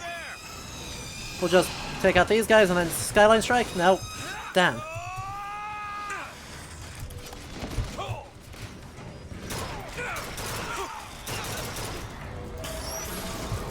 Damn it, that's Ram, not Undertow. That's fine, that worked. March, Booker.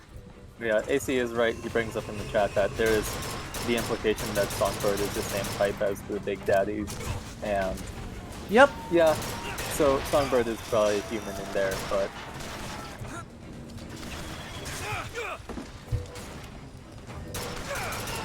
There's more of them. Cool. Songbird's still on cooldown. I can call Songbird in, Booker. Hello? Please? Get the gunship. Ammo. I guess the rail was in the way? Maybe? Apparently.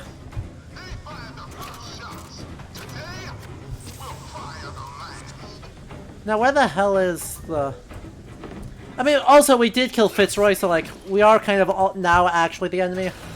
Yeah, but at the same time, I don't know, it feels weird having the final enemy be the Vox, and you working with one of the major enemies of the game, which is Songbird.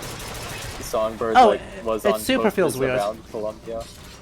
Songbird was basically seen as Columbia's protector, and fighting alongside Columbia's protector is very weird.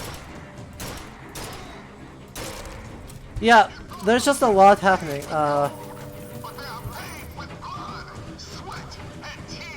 Ah crap, that's an incoming.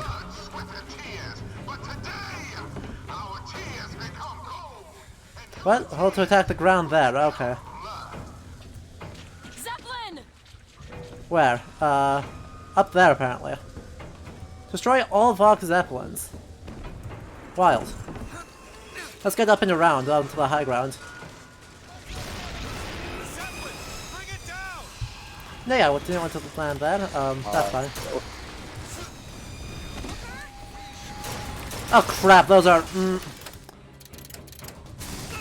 Those are double Patriots. That's gonna hurt, but... Seems like you made short work of them. No, I made short work of one of them. I'm almost out of ammo for the other one. Brutal. Booker, here. Great. Oh yeah, salts, that's what you needed out of everything. No, it's fine. Salts were okay.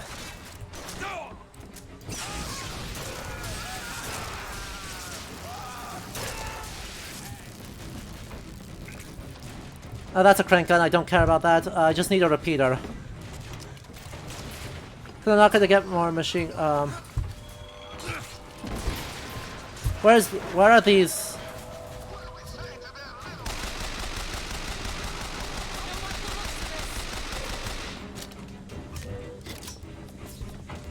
Okay, kinda low on ammo already. Those are medkits, I need those. So I feel like this is a wonderful time to bring up one of the longest standing debates in game studies. Do it. Why not? What is more important, narrative or gameplay? Uh-huh. And when you say... Please? There we go.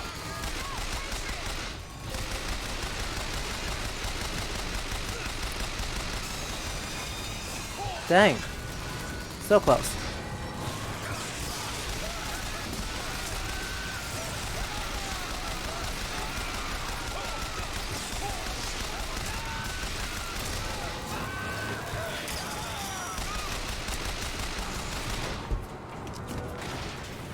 Who's shooting the rockets? Dan. Can't quite tell. This.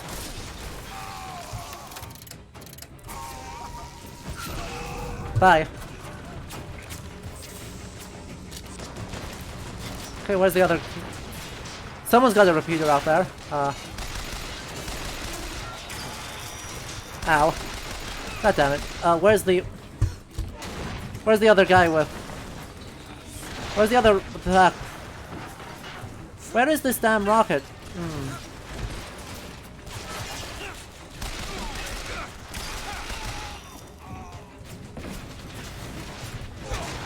And the Dim Corner Ow, brings up fuck. in the chat that they feel gameplay and story should support each other. While I agree, there are games like Tetris that exist, where story is almost non-existent. Anyway, yeah. The debate mentioned is ludology versus narratology. And when you say, you know, this is a debate, there is one extremely important caveat that I... Who's shooting at you? Sir. And where are the rockets? I can take them out really fast when I can frickin' see them.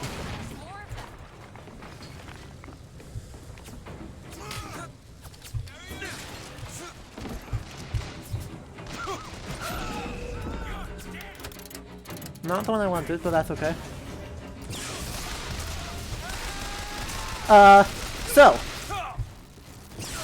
the debate, such as it is described as the debate between ludology and narratology, as I try and figure out where are they? Is it... Behind you. Okay.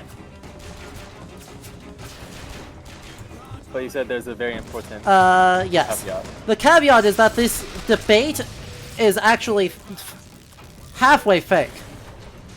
Yeah, it's not quite a debate, but I feel like everyone. No, it's debate. It's a debate in that it is complete. One side is very invested in it being a thing. The other side really is not bothered by it being a thing. Right, the other side does. Basically, this is back in the baby days of the discipline, where people are still trying to figure out what the heck is going on, and try to establish game studies as a unique thing. And so, the early days of a journal called First Person Scholar gets really invested in the idea that games should be described by rule-based systems. First and foremost, to the exclusion of all else, games are systems of rules. Come here. What is it? Meanwhile, people like Janet Murray used Destroy the siphon. And that's what you want. use traditional narratological things from cinema and literature as a way to interpret games. Everything. And so Janet Murray does not, and never did, find it to be particularly Tear it all down. particularly controversial to say, hey, you should use both mechanical and narrative-based means of analyzing games.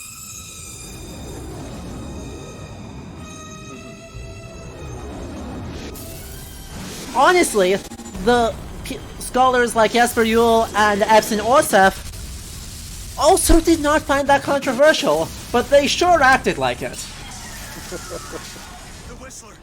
Elizabeth! Yeah, I feel like the very sensible thing to do is analyze them with both, but of course, which one to lean more towards and which one is more valuable, I think, Where is he? varies. Where is he? So, right, Songbird. this debate has been resolved for ages, absolute ages. I'm here. Every scholar these days uses both. Period. Both is good. And we get an F in chat for Songbird. Yep. Rip. I'm sorry. So Yep. yes, both is good. Both is But good. which one? Just to get into a deeper discussion What is around this this, place? which one do you Elizabeth. favor, It's a door. or which one do you feel One is of more many. valuable with a game like Bioshock This way. Infinite? What do you mean it's a door? Neither. You Where are you cannot going? do it without both of them given equal weight. it's this I mean, way. that sounds like a cop-out, Said about your finger. Kind of is, yes. Is there an answer here? but to be honest, right... I'm just gonna hang out to the music, because I freaking love this song. It is. This game But has right- such good music. Over here, book. Even additionally saying that there's a that you can divide it into just talking about the narrative and just talking about the mechanics. Foolish. Right, and you can definitely write equally valid approaches that are narratological and mechanical and environmental. So Or that focus on about sound design. when you talked Or about technological? how when you Mhm. talked about how you can't really divide it like that, what about times where the game design and the not game design, the narratological point and the Ludological points? ludological, yes, when those points clash, like we Then have there's something talked really before about- interesting. yeah, Right, because ultimately that's the phenomenon that is called ludonarrative dissonance. yes, Right, is when a ludological analysis, basically a study of the rules of the game, and the story the game claims it is telling, do not agree. That's what that phenomenon is. Mhm. Right, that's all it is. It just doesn't necessarily get described that way. But, as a scholar, right, I don't think that it is possible or honestly a particularly valid analytical approach to say, oh, the mechanics just don't matter. Games aren't an Yeah. interactive medium. So, games being an interactive medium has spawned some debate with games Oh, which sure. are sometimes discussed as walking simulators, because the interaction there is very minimal. But are they less games? I mean, right? Yeah. Reddit might say, they're not games. But realistically, right, they're still video games. I agree with you there, to be clear. I'm just Yeah, of trying course. to- I think Yeah, everyone I in chat agree they probably are does. games, but- But, right, there isn't meaningfully a sense where we can or should privilege one of them or the other and say, this is the true argument the game is making. It is enough to point out the fact that there is a tension between what the narrative claims the game is saying and what the mechanics imply and communicate to the player. That tension is really interesting in and of itself. So, just letting it be tense and trying to ground that tension Where we have to go. Why? What is going on? is Elizabeth, what do you mean as this is a doorway? core to the analysis. To show you. Right, that's important. You Yeah. just let it be tense and foreground the tension as something really that communicates meaning. Mhm. That's enough. That you do not have to go beyond that to get to the truth behind the game, because there isn't a truth to be had. None of these games communicate an ultimate truth. Even if Ken Levine comes out and says this is exactly what I thought Bioshock Infinite was doing, which he has come down and done, by the way. Yeah. There's no reason to take him at his word on that. And also, there is some people who buy into the death of the author how Yeah, they should take I it always do. as their own. Right, Yeah. I don't like calling it death of the author because people get foolish ideas off of that, but an author-agnostic approach. In that designer intention is interesting, it is cool, if we can say something about it, interested, or make some claim about a hypothetical author and what they may have been interested in, awesome. What Ken Levine says doesn't make it what the game is doing. It just makes it what he says. Because intent can Anyway, be shoutouts very to the off from the final product. Shoutouts to the 1950s and Rapture. Bioshock 1. Good video game, folks. Opening all at once. My God, they're beautiful. The stars. This is where the game, in my opinion, The game very gets real disconnected weird. from. Yes. So, folks, if you weren't confused yet, we're gonna fix that. Come on. Come on, it's this way. Come on. Zoe, yes and no. I don't want to stick too strongly to the idea of an absolute truth in the Western philosophical sense, but rather that there is a single...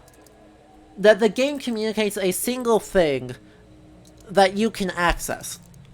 Right? Games aren't one thing. They are going to open it? a multiplicity of things. I thought once we were here, An incredible... Oh, by the way, in case if you thought Bioshock 1 was more subtle... Where did it come from? No, it is This is the cover of Atlas Shrugged. I just couldn't see it. They just had to make it more grand. But Yeah. Zoe, a discrete meaning is a great way of saying that. Right? That there is... Games aren't discrete. They are multiplicitous Stars. and contingent They're doors. on the player, There's two. To everywhere.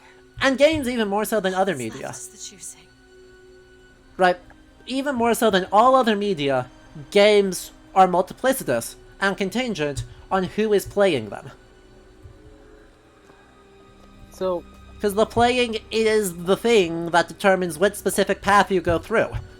yeah. One of my good friends, Aaron Sudoku, These lighthouses. Why are we did his whole philosophy BA on a philosophy of game narrative All different. that thinks about, Similar. you know, how does the player actually interact with it, and how, There's always a lighthouse. given a field of narratives that the game has, City. what, How do you know this? which one is the game See actually... them through the doors. Any given playthrough draws one line through a field, Columbia, Songbird. and there are thousands, if not millions of lines. Something's different. Yet the same. Constants and variables. Yes. Also, an interesting, like, framing it as constants and variables is actually an okay spot, right? Think about a cutscene as a constant, right? In this game, you pressing the button to smash Comstock's face in is a constant. Getting from point A to point B is variable, but Exactly. those 2 points don't change What gear you're You wearing still is variable? at the same spot. Right, so this is honestly an incredibly meta reflection on game narrative. This particular game narrative, but also game narratives broadly.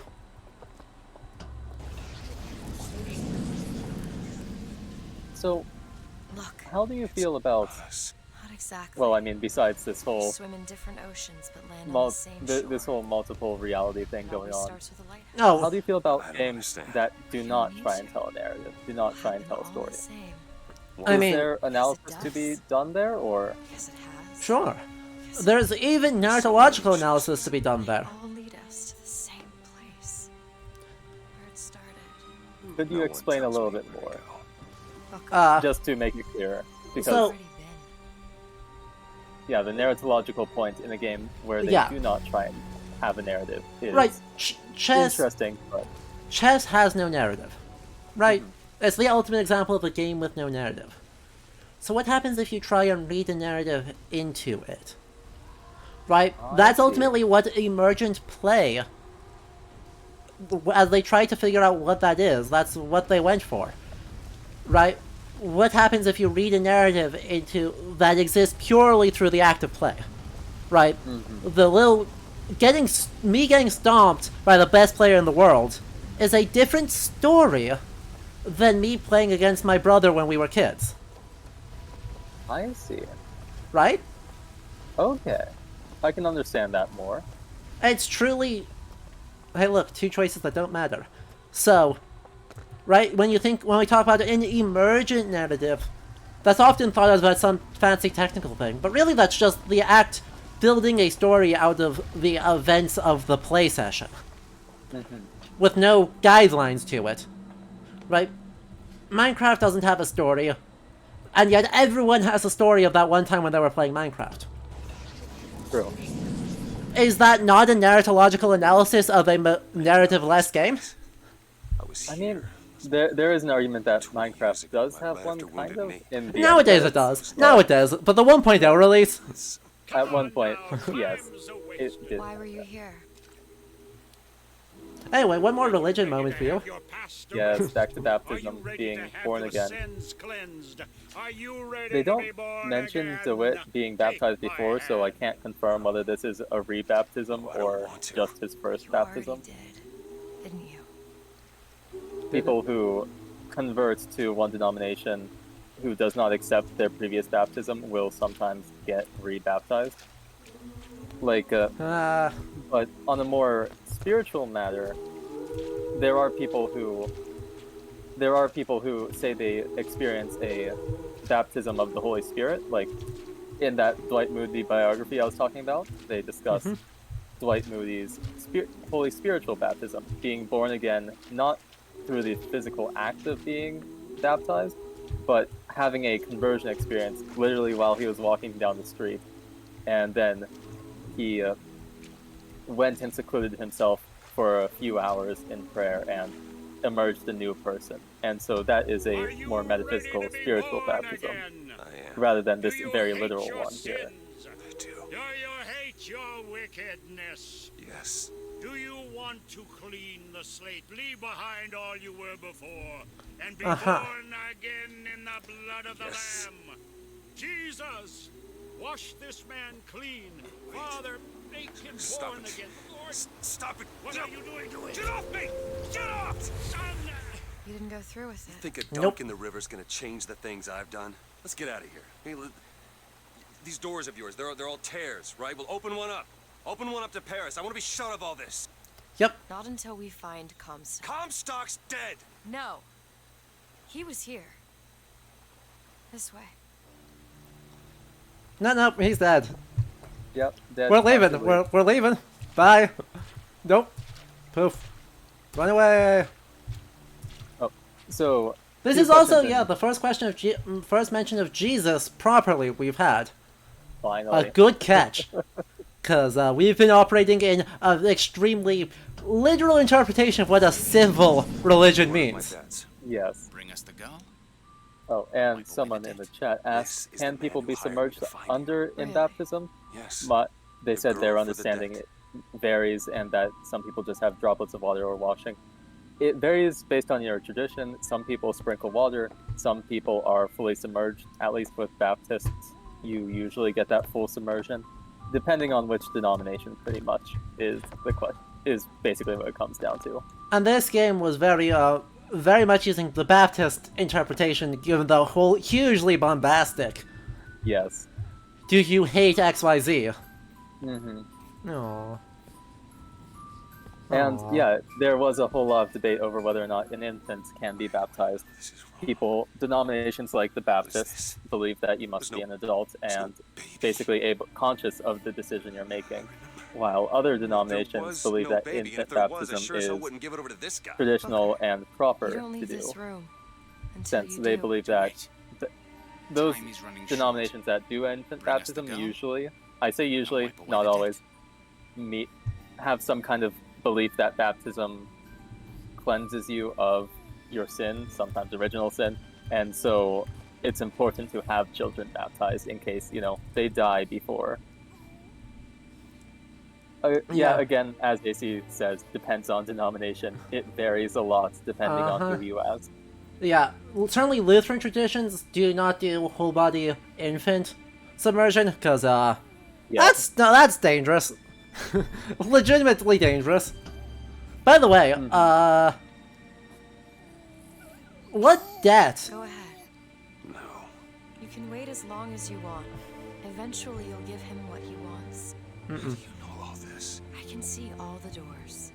And what's behind all the doors. Only behind one? Behind one of them, I see him. Only one. So, can we open a different one? Can we open a different one? Darn. Sad. Fine. What debt is Robert Lutesh saying we are going to wipe away?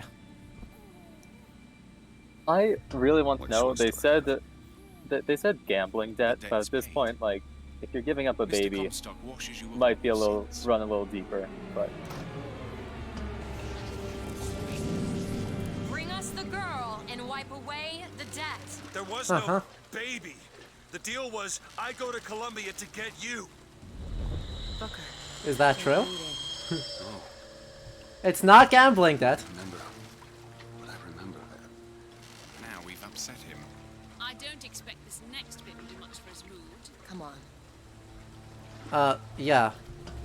You don't... Thank you, Rosalind. What do we do Very here? helpful. Comstock's dead. We can just go on with our lives. You don't need Dead? to. You mean like Chen Lin? Like Lady Comstock? No. He is alive in a million worlds. It's not over because the Prophet is dead. It will only be over when he never even lived in the first place. Now, does that Elizabeth. mean you have to kill Comstock in a million universes? But Uh-huh. That's exactly what she does. yeah, I guess you're right. But Elizabeth, I hate to break it to you, but, might I recommend therapy first? Gargantuan murder plots second. mass murder of, yes, one individual is not exactly the healthiest way to process your trauma.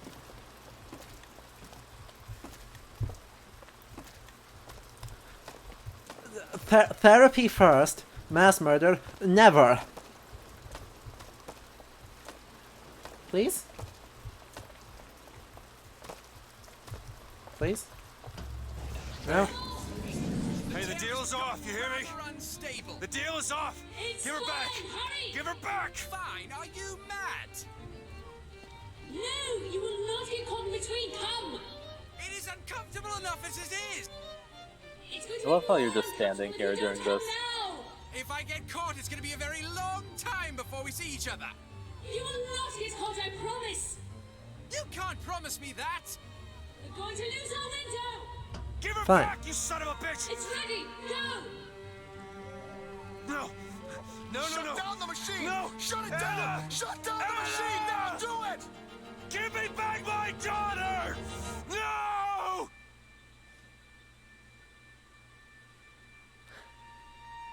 Well, Anna. well. No. I'm sorry. I'm so sorry. Anna, I'm sorry.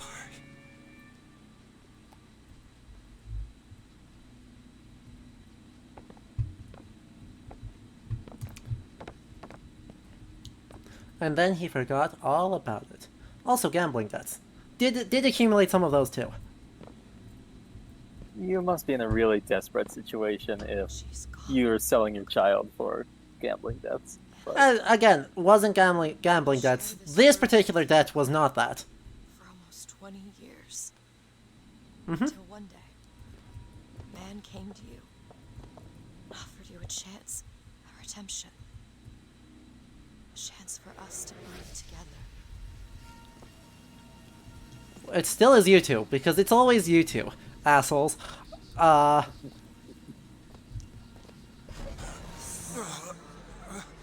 told you it would work. We already know it works. So, in my interpretation, this is the place where the game is actually trying to engage with the question of perpetual constant violence. Some sort of penance. Don't see the point. What's done is done. really, What's done this will be point? done. Uh-huh. Right, because what debt are the Luteshes telling him he is washing away? At least It's not a debt of Elizabeth- money. Elizabeth These said two right these two now are that- immortal and can time travel. They don't care about money. He's starting to put his story together. What? You're quite fond of this theory of yours. He's manufacturing new memories from his old ones. Well, the At brain this point, they adapts. did. Elizabeth did say that the guilt of giving away Anna. Yeah, but he had to give away Anna in the first place. This is where it started. True. So, I think this is his debt of his remorse for not going through the baptism. This is all Comstock's fault.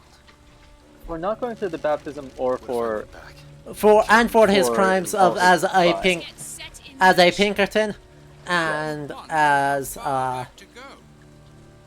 That's the only well, way to do it. Wounded Knee. Go back to when he was born. I'm less certain this Smother this this son of a bitch in his crap. well, I guess Comstock, but this this Booker really was remorseful about the baptism itself, but was remorseful about the guilt he still feels about everything he's done. Yep. And for all the violence that he continues to inflict, he atones in advance through the unconditional forgiveness of sins for the low, low price of, something he regrets even more. There are no good answers here. I feel like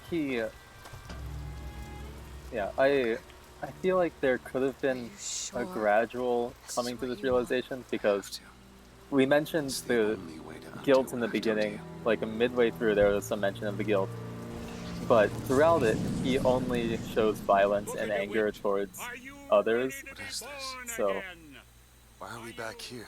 This isn't the same Ah, place, this part. Booker. Of course it is. I remember. Are you ready to leave behind all You're that not- has gone before? Wipe the slate clean. Who are you? You chose to walk away, but in other oceans, you didn't. You took the baptism. You were born again as a different man. It all has to end. To have never started. Not just in this world. but Does this make any sense? Smother him in the crap. Smother, smother, smother, smother, No. smother. Before the choice is made. Before you are And reborn. what name will you take, my son? He's Zachary Comstock. He's Booker DeWitt. No. And both.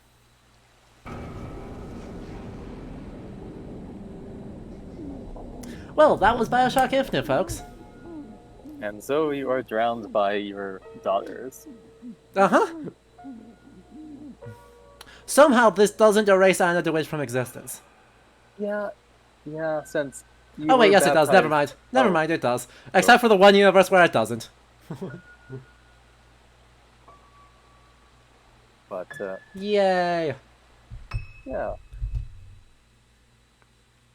Again, So. I That's a video game. thought, yes.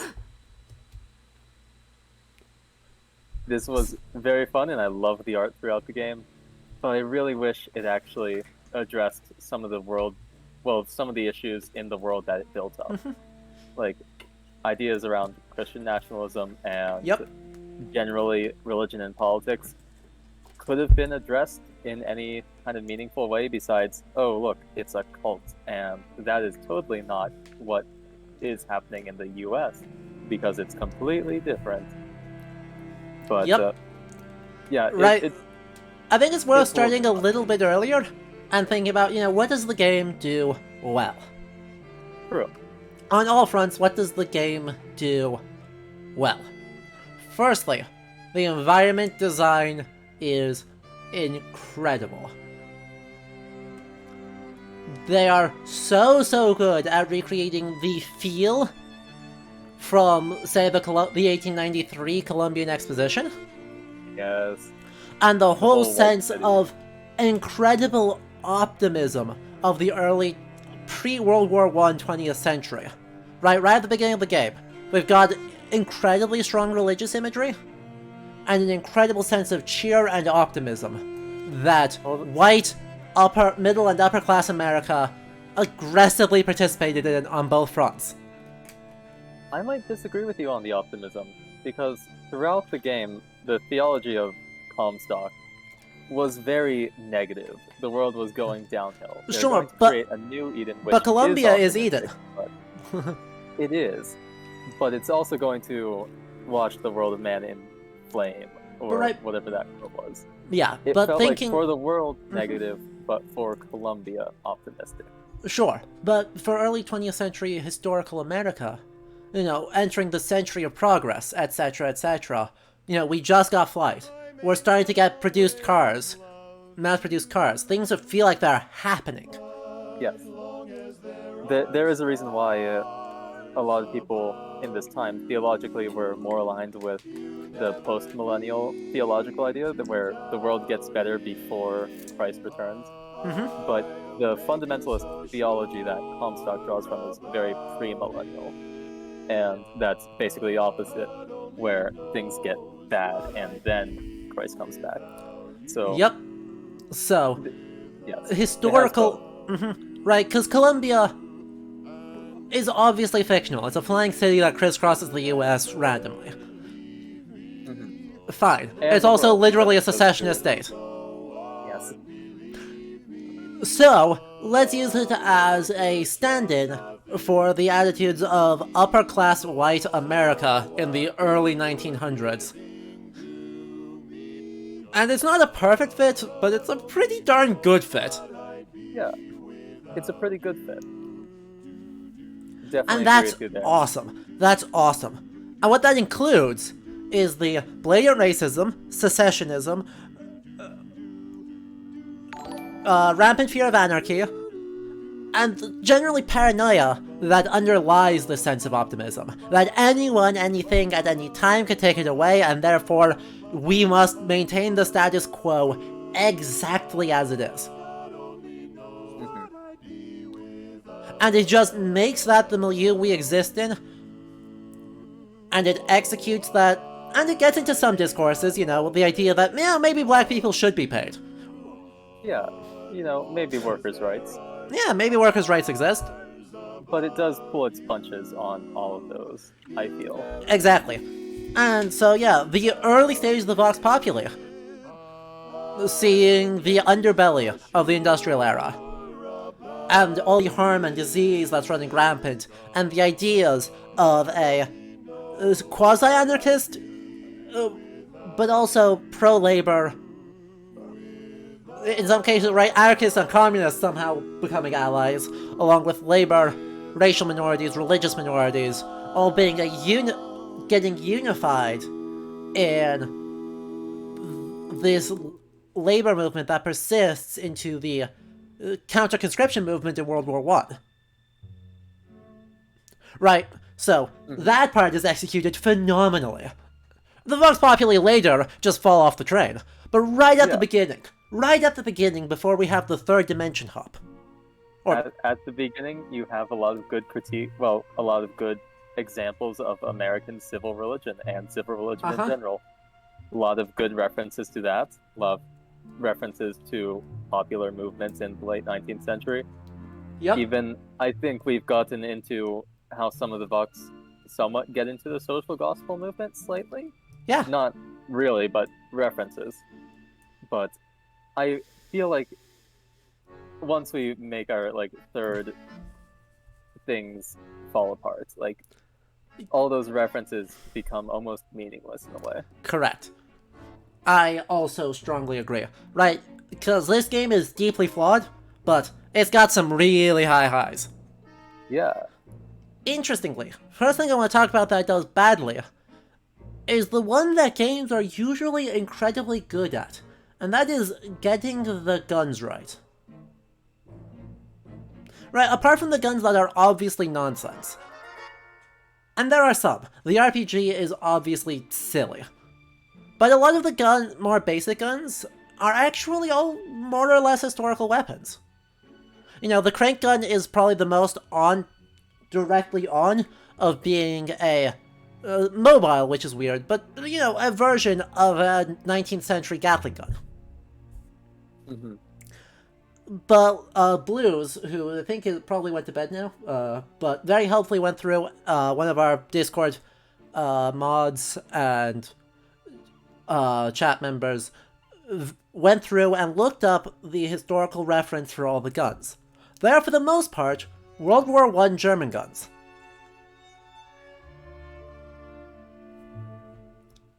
We're in 1912 in America.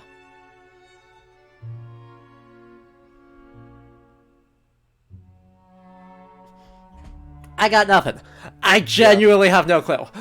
But right, this is something that games, since Call of Duty, have been obsessed with getting right. You know, your game is historically accurate if the guns are right. Right, your shooter is accurate if the guns look, sound, and feel right. This game scuffs that incredibly hard. Mm-hmm. Huh? It makes no sense to me. But what's interesting in that is that does knowing that these guns are just wrong. On pretty much every metric, they're all really weird. Does that make Columbia feel less historical? No. The Not at guns all. are something that I really didn't pay attention to all that much, nor did I really think about, is this historical? Exactly. Right? Oddly, usually guns are, unfortunately, the thing that people who play shooters pay attention to and try to get super duper right. And will call out the game on getting wrong. As a great example of that, you know, the random War Thunder player leaking classified documents to prove that they got a tank wrong. Beautiful. Happened last week. So, this is still an obsession. So, given that, it says something really interesting that this game constructs such a historical feeling environment that using guns from wrong time periods, and sometimes quite wrong, doesn't break it. And doesn't even dent it. Mm-hmm. You pretty much always buy this as Magic Fantasy 1912. Of course, this kind of gets into how people focus on the wrong parts of games being historically accurate. Super much so. People will critique, oh, this sword or this weapon or this gun is not accurate, when there are so many flaws in the societal, social, and economic history that the game is trying to build on. Mm-hmm. Like, World War II shooters being the ones that straight up avoid any kind of historical diversity or any kind of historical social commentary. They just focus entirely on the weapons. Mm-hmm. Absolutely. Right. Beyond any of the logistics or any of that, or the plausibilities, or the huge resource networks that are being drawn on, they focus on the guns. So, oops. A more interesting question. Does everybody wants to rule the world?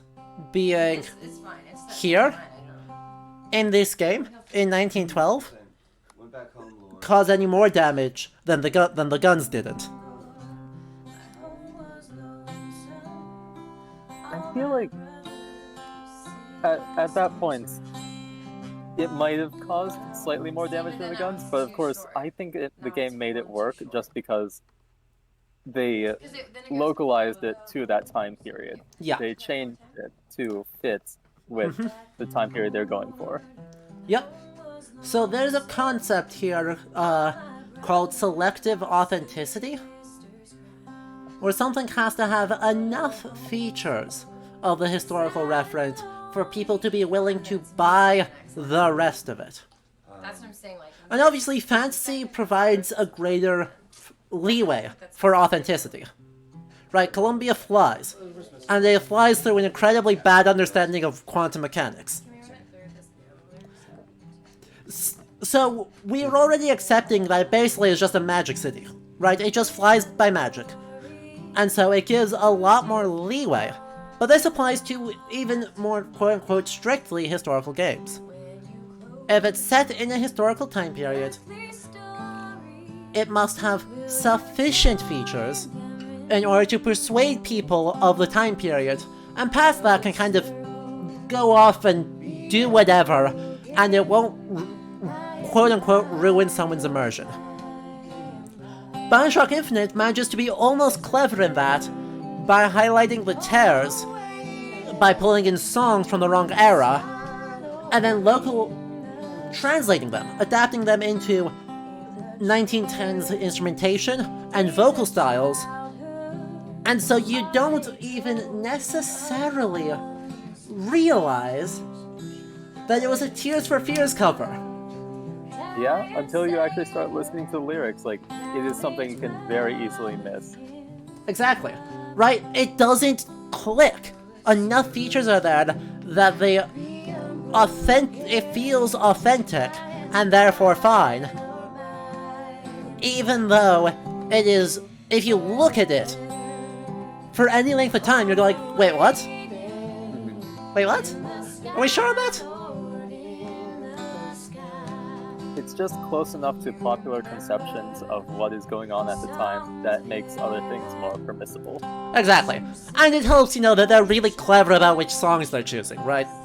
Yeah. They're not just picking random songs. They're pretty clever about it. But yeah, right? It reduces the extent to which audiences have to stretch to accept this as a believable historical environment. And that's all it has to do. That is as far as the game has to reach as a history game. The fact that this game does a much better job at representing social dynamics and the discourses at different social strata in 1910's America, in the early parts of its narrative, is awesome. Real big fan of that. That's why I stand by this game as a historical game, partly. Right, because, we talked about historical fantasy, right? Fantasy that draws on historical reference, as still being historical, because that's a big umbrella term. But there's also a historical fiction, which this falls under, where there are some things that are silly, and then there's some things that are much more grounded.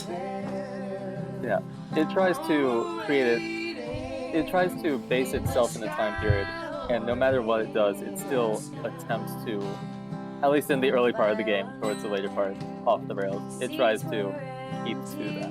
Exactly. And then there's, I think, 3 other broad categories of historical game. Historical recreation, historical simulation, and educational game. And so one could argue in education... One could argue that a historical... right, that a educational game should be grouped in, split between the other two. I think there's sometimes value in separating it as its own thing. But so like as an example of an educational game, we played When Rivers Were Trails a while ago, and that's in some ways a historical simulation, right?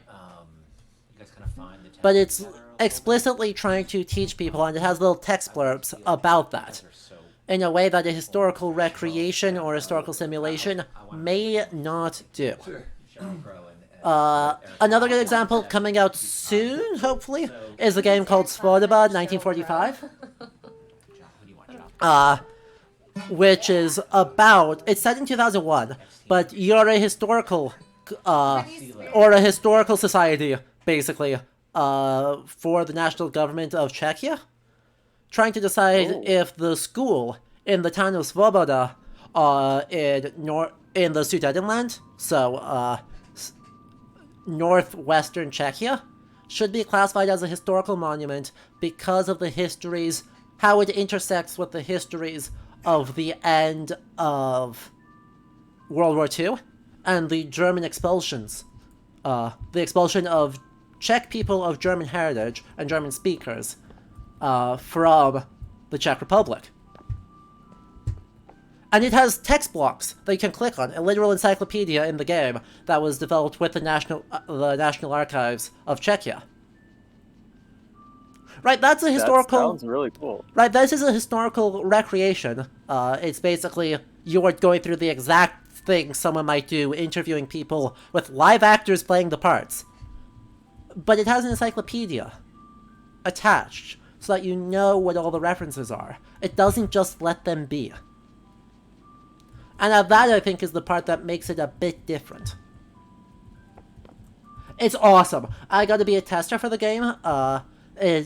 we are streaming it the moment it comes out, so that hopefully will be Nice. sometime this year, but they're still finishing the development, so we'll find Gotcha. out. Yeah. We have streamed Plague Tale. Another case of historical fiction. But also one that does interesting things, because historical fiction can do interesting things. So how do you separate out historical games with like historical recreation versus historical simulation? Where do you Basically draw that genre. line? Basically genre. Right, so anything like Civ or a Paradox game is going to be a historical simulation. And these are my terms. These are not scholarly terms. These are just the ways I distinguish them. Yeah. Right, so... Because you can't really use any of the same mechanisms to talk about the Civilization games as you do to talk about Assassin's Creed. Mm-hmm.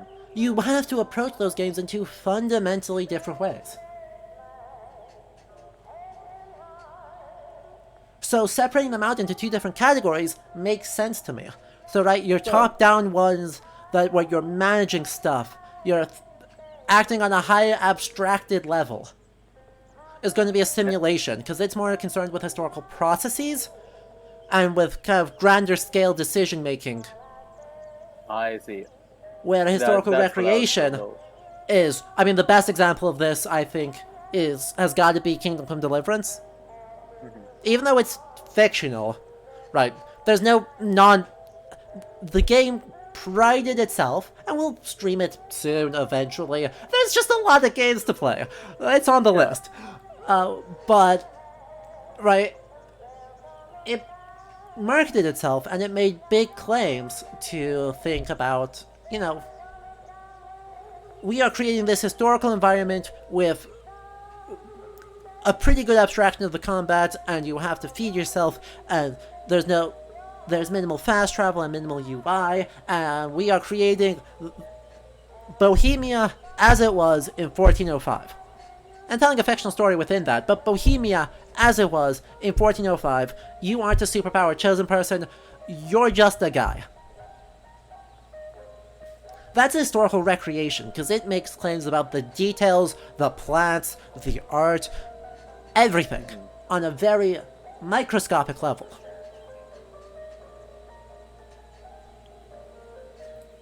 Would you consider subdividing historical recreation? Because it sounds like historical recreation seems like a big category. Sure. These categories all overlap, intersect, because, right, and I think thinking of them as, like, basically a wheel of spectra makes more sense than thinking of them as discrete categories. Right, I mean, educational is kind of a yes-no. But True. If you think about it as a wheel that you can have different sliders within, right, you can have a thing that is a really strong recreation and pretty high fantasy. So where would something like Where the Water Tastes Like Wine fit in?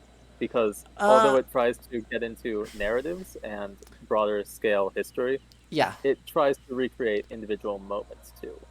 I think that is simulation. Okay. More than it is recreation. Obviously, right, those sliders are not mutually exclusive. It does a little bit of both. But, right, it doesn't necessarily care about the ups, downs of making a coherent historical moment. Right, it has everything from 1867 to 1934 within the story. Right, it claims to be Depression era, and nah. Yeah, a lot of it is Depression era, but it goes back and forth within a span of quite a few years. I mean, in Boston, you can kind of hear or go back to Revolutionary War stuff. Exactly. So, it's more simulation than it is recreation. And what the thing it is simulating is the mechanics of the emergence of folktales. Yeah. It's making an argument about how folktales emerge. It's not necessarily a correct argument, but it's a really fun argument to play, and one that I think does some really awesome things. Yeah, it is a wonderful game, but it's not entirely accurate with folktales. Right.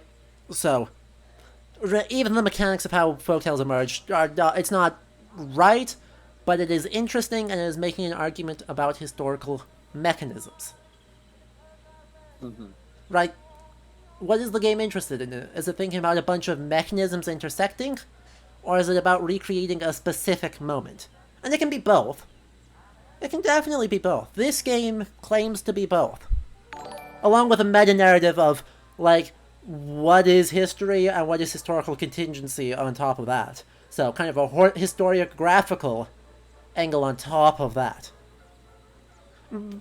But, right, this is a fairly high fantasy historical recreation with some simulation aspects. Yeah, Cool. I definitely agree with you there. Now, where does the game fall apart? Oh, Bioshock Infinite has a fun big old question. problem of that it simulates this whole thing, and then the stance it decides to take on its ultimate question of is there such a thing as warranted violence is ha ha ha ha ha ha ha ha. yeah, It laughs at the question because the question is Booker doing the violence? In which case you will make it work. Or not, in which case, hell no. I know I've mentioned it before in previous streams that I am very not violent, very non-violent, and so I am fine with a game going with all violence is bad, but this game doesn't do that because your violence is... The game kind of consents to it and justifies it, more or less. By the way, a related point is all violence can be bad, and not all violence be created equal, right? Yeah, like there some is violence bad, is definitely worse than others. but yeah, there's a worse and a less worse violence, and turns out, overthrowing a society that people have to opt into, like truly opt into, and the game too has explicitly said caters to the ultra wealthy. But especially by 1912, not so much in like 1890, but in 1912. Okay, not 1890, 1897. But in 1912, it's pretty much exclusively rich white upper class New Englanders coming in. So they are opting into it through the exorbitant spending of resources in an attempt to escape the crimes of increased Irish population on the ground below.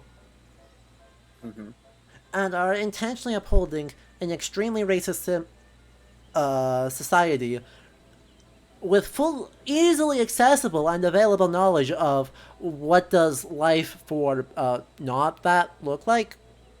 Yeah. And yeah, I mean, society on the ground too was doing that. Notice the labor movement have violent altercations with the Pinkertons and other strikebusters. Like Columbia, There was violence about this. as much as Columbia was trying to secede, it still acts as a Exactly. as a microcosm for American Exactly. issues. But given the particularities of Columbia, it's even more inexcusable levels of milquetoast to try and claim that Daisy Fitzroy's uprising is unjustified, and that Fitzroy and Comstock are made for each other.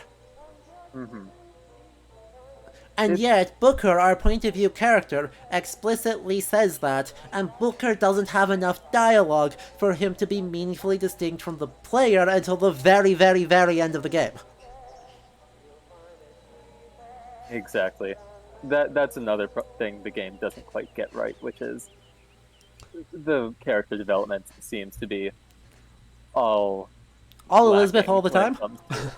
Yes. It's there were so many opportunities for character development that they just did not take, or they told us about but did not show. So Peter, right? With systemic oppression, perpetrators and random people are hard to distinguish. Very true, except Columbia turns the dial to 12, not 11, to 12, and therefore there are no non-perpetrators. Quite explicitly, there are no non-perpetrators. Yes. There are just the whole more lottery perpetrators. At the beginning, I think, shows that there are not very many non-perpetrators. Yeah.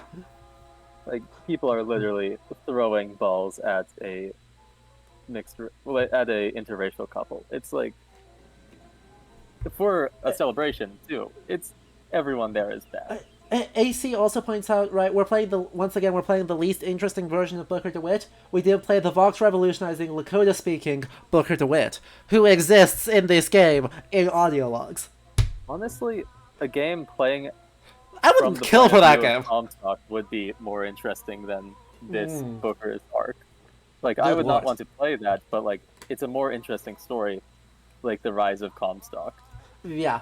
And but also the comment, Ken Levine wanted to write a story for Elizabeth and disregarded everything else. Problem. The first third of the game is so damn detailed. Yeah. And does And such interesting things. How can you actually... I can't actually buy the claim, even if Ken Levine said he is writing a story about Elizabeth. He's writing a character-focused story. I don't His believe intent- him when he says that. yeah, his intent might have been to focus on Elizabeth, but it feels like more effort was put into the environment than any of the characters. Which, I love the environment. It's amazing. I've praised it many times.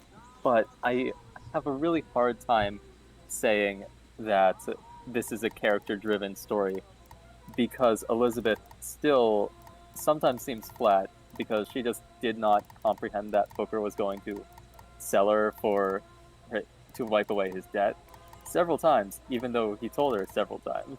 He did in fact explicitly tell her, and then she acted surprised when he told her again. Yeah. Anyway, though, would you like to play as Elizabeth? Play as Elizabeth? Would you like to play as Elizabeth if you had the chance? Her point of view, I don't think that would be as historically interesting, but I'm curious how that happens. Oh, we got downloadable content. Fun. Clash of the Clouds is not meaningful. There's no narrative to be had here. No, don't worry about it. I think. sad. I'm pretty sure. I'm pretty sure this is just like a combat DLC.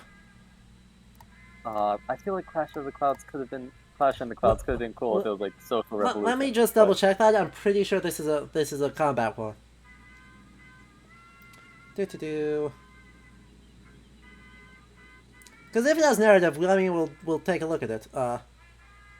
Yeah, these are all combat encounters. Shame. But I mean, it probably does have narrative, but it's probably hidden under a lot. Oh yeah, it has the museum. It has the museum. The Dev Museum, not the Hall of Heroes. Oh, okay, gotcha. So meh, not a huge deal. Burial at Sea exists. Do you want to play as Elizabeth in Rapture? Oh, I have many questions about how that is and how that ties in. Because I don't know anything about Burial at Sea. It is literally a blind spot for me. Chat, do you want to see us do Burial at Sea?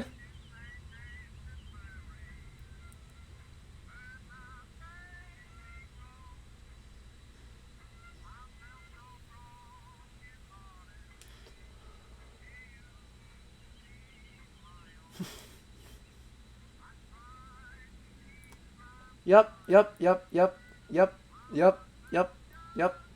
Great. Looks like we're doing it. Let me check how long Burial at Sea Part 1 is.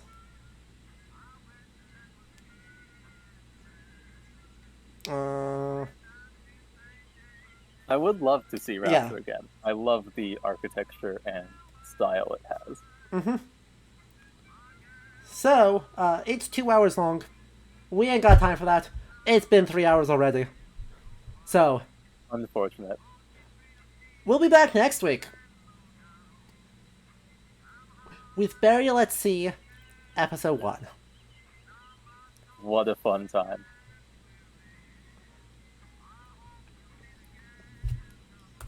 Otherwise, if you have not yet and you want to support this channel and enjoy this, make sure that you join the Discord server. Link is in the About section, or I'm sure someone will very helpfully drop a link in chat very soon, where you can come talk to us the rest of the time. Make sure you follow. Yep, absolutely. If you have questions about anything we said or want to talk more about it, feel free to talk to us there. It's a great place. Yep. If you have not yet, make sure you follow and consider subscribing to the channel. This Subscribing is the main way we keep this channel running. Right, it helps me, but it all goes right back into new games and getting new hardware and making everything better. Right, so if you want to support it, do consider subscribing. It does help a lot. Additionally, we got a hell of a lot of streams coming up. So tomorrow,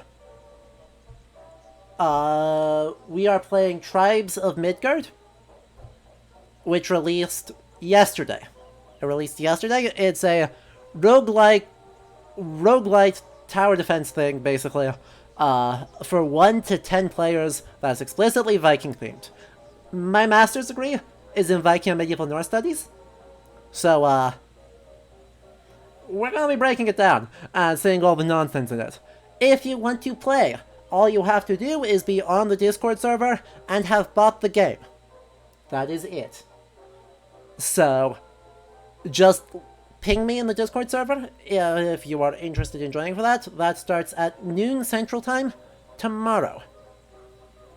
Then on Saturday, we'll be playing Civilization 6, The Gathering Storm. So, all the DLC, I've got the Platinum Edition for the game.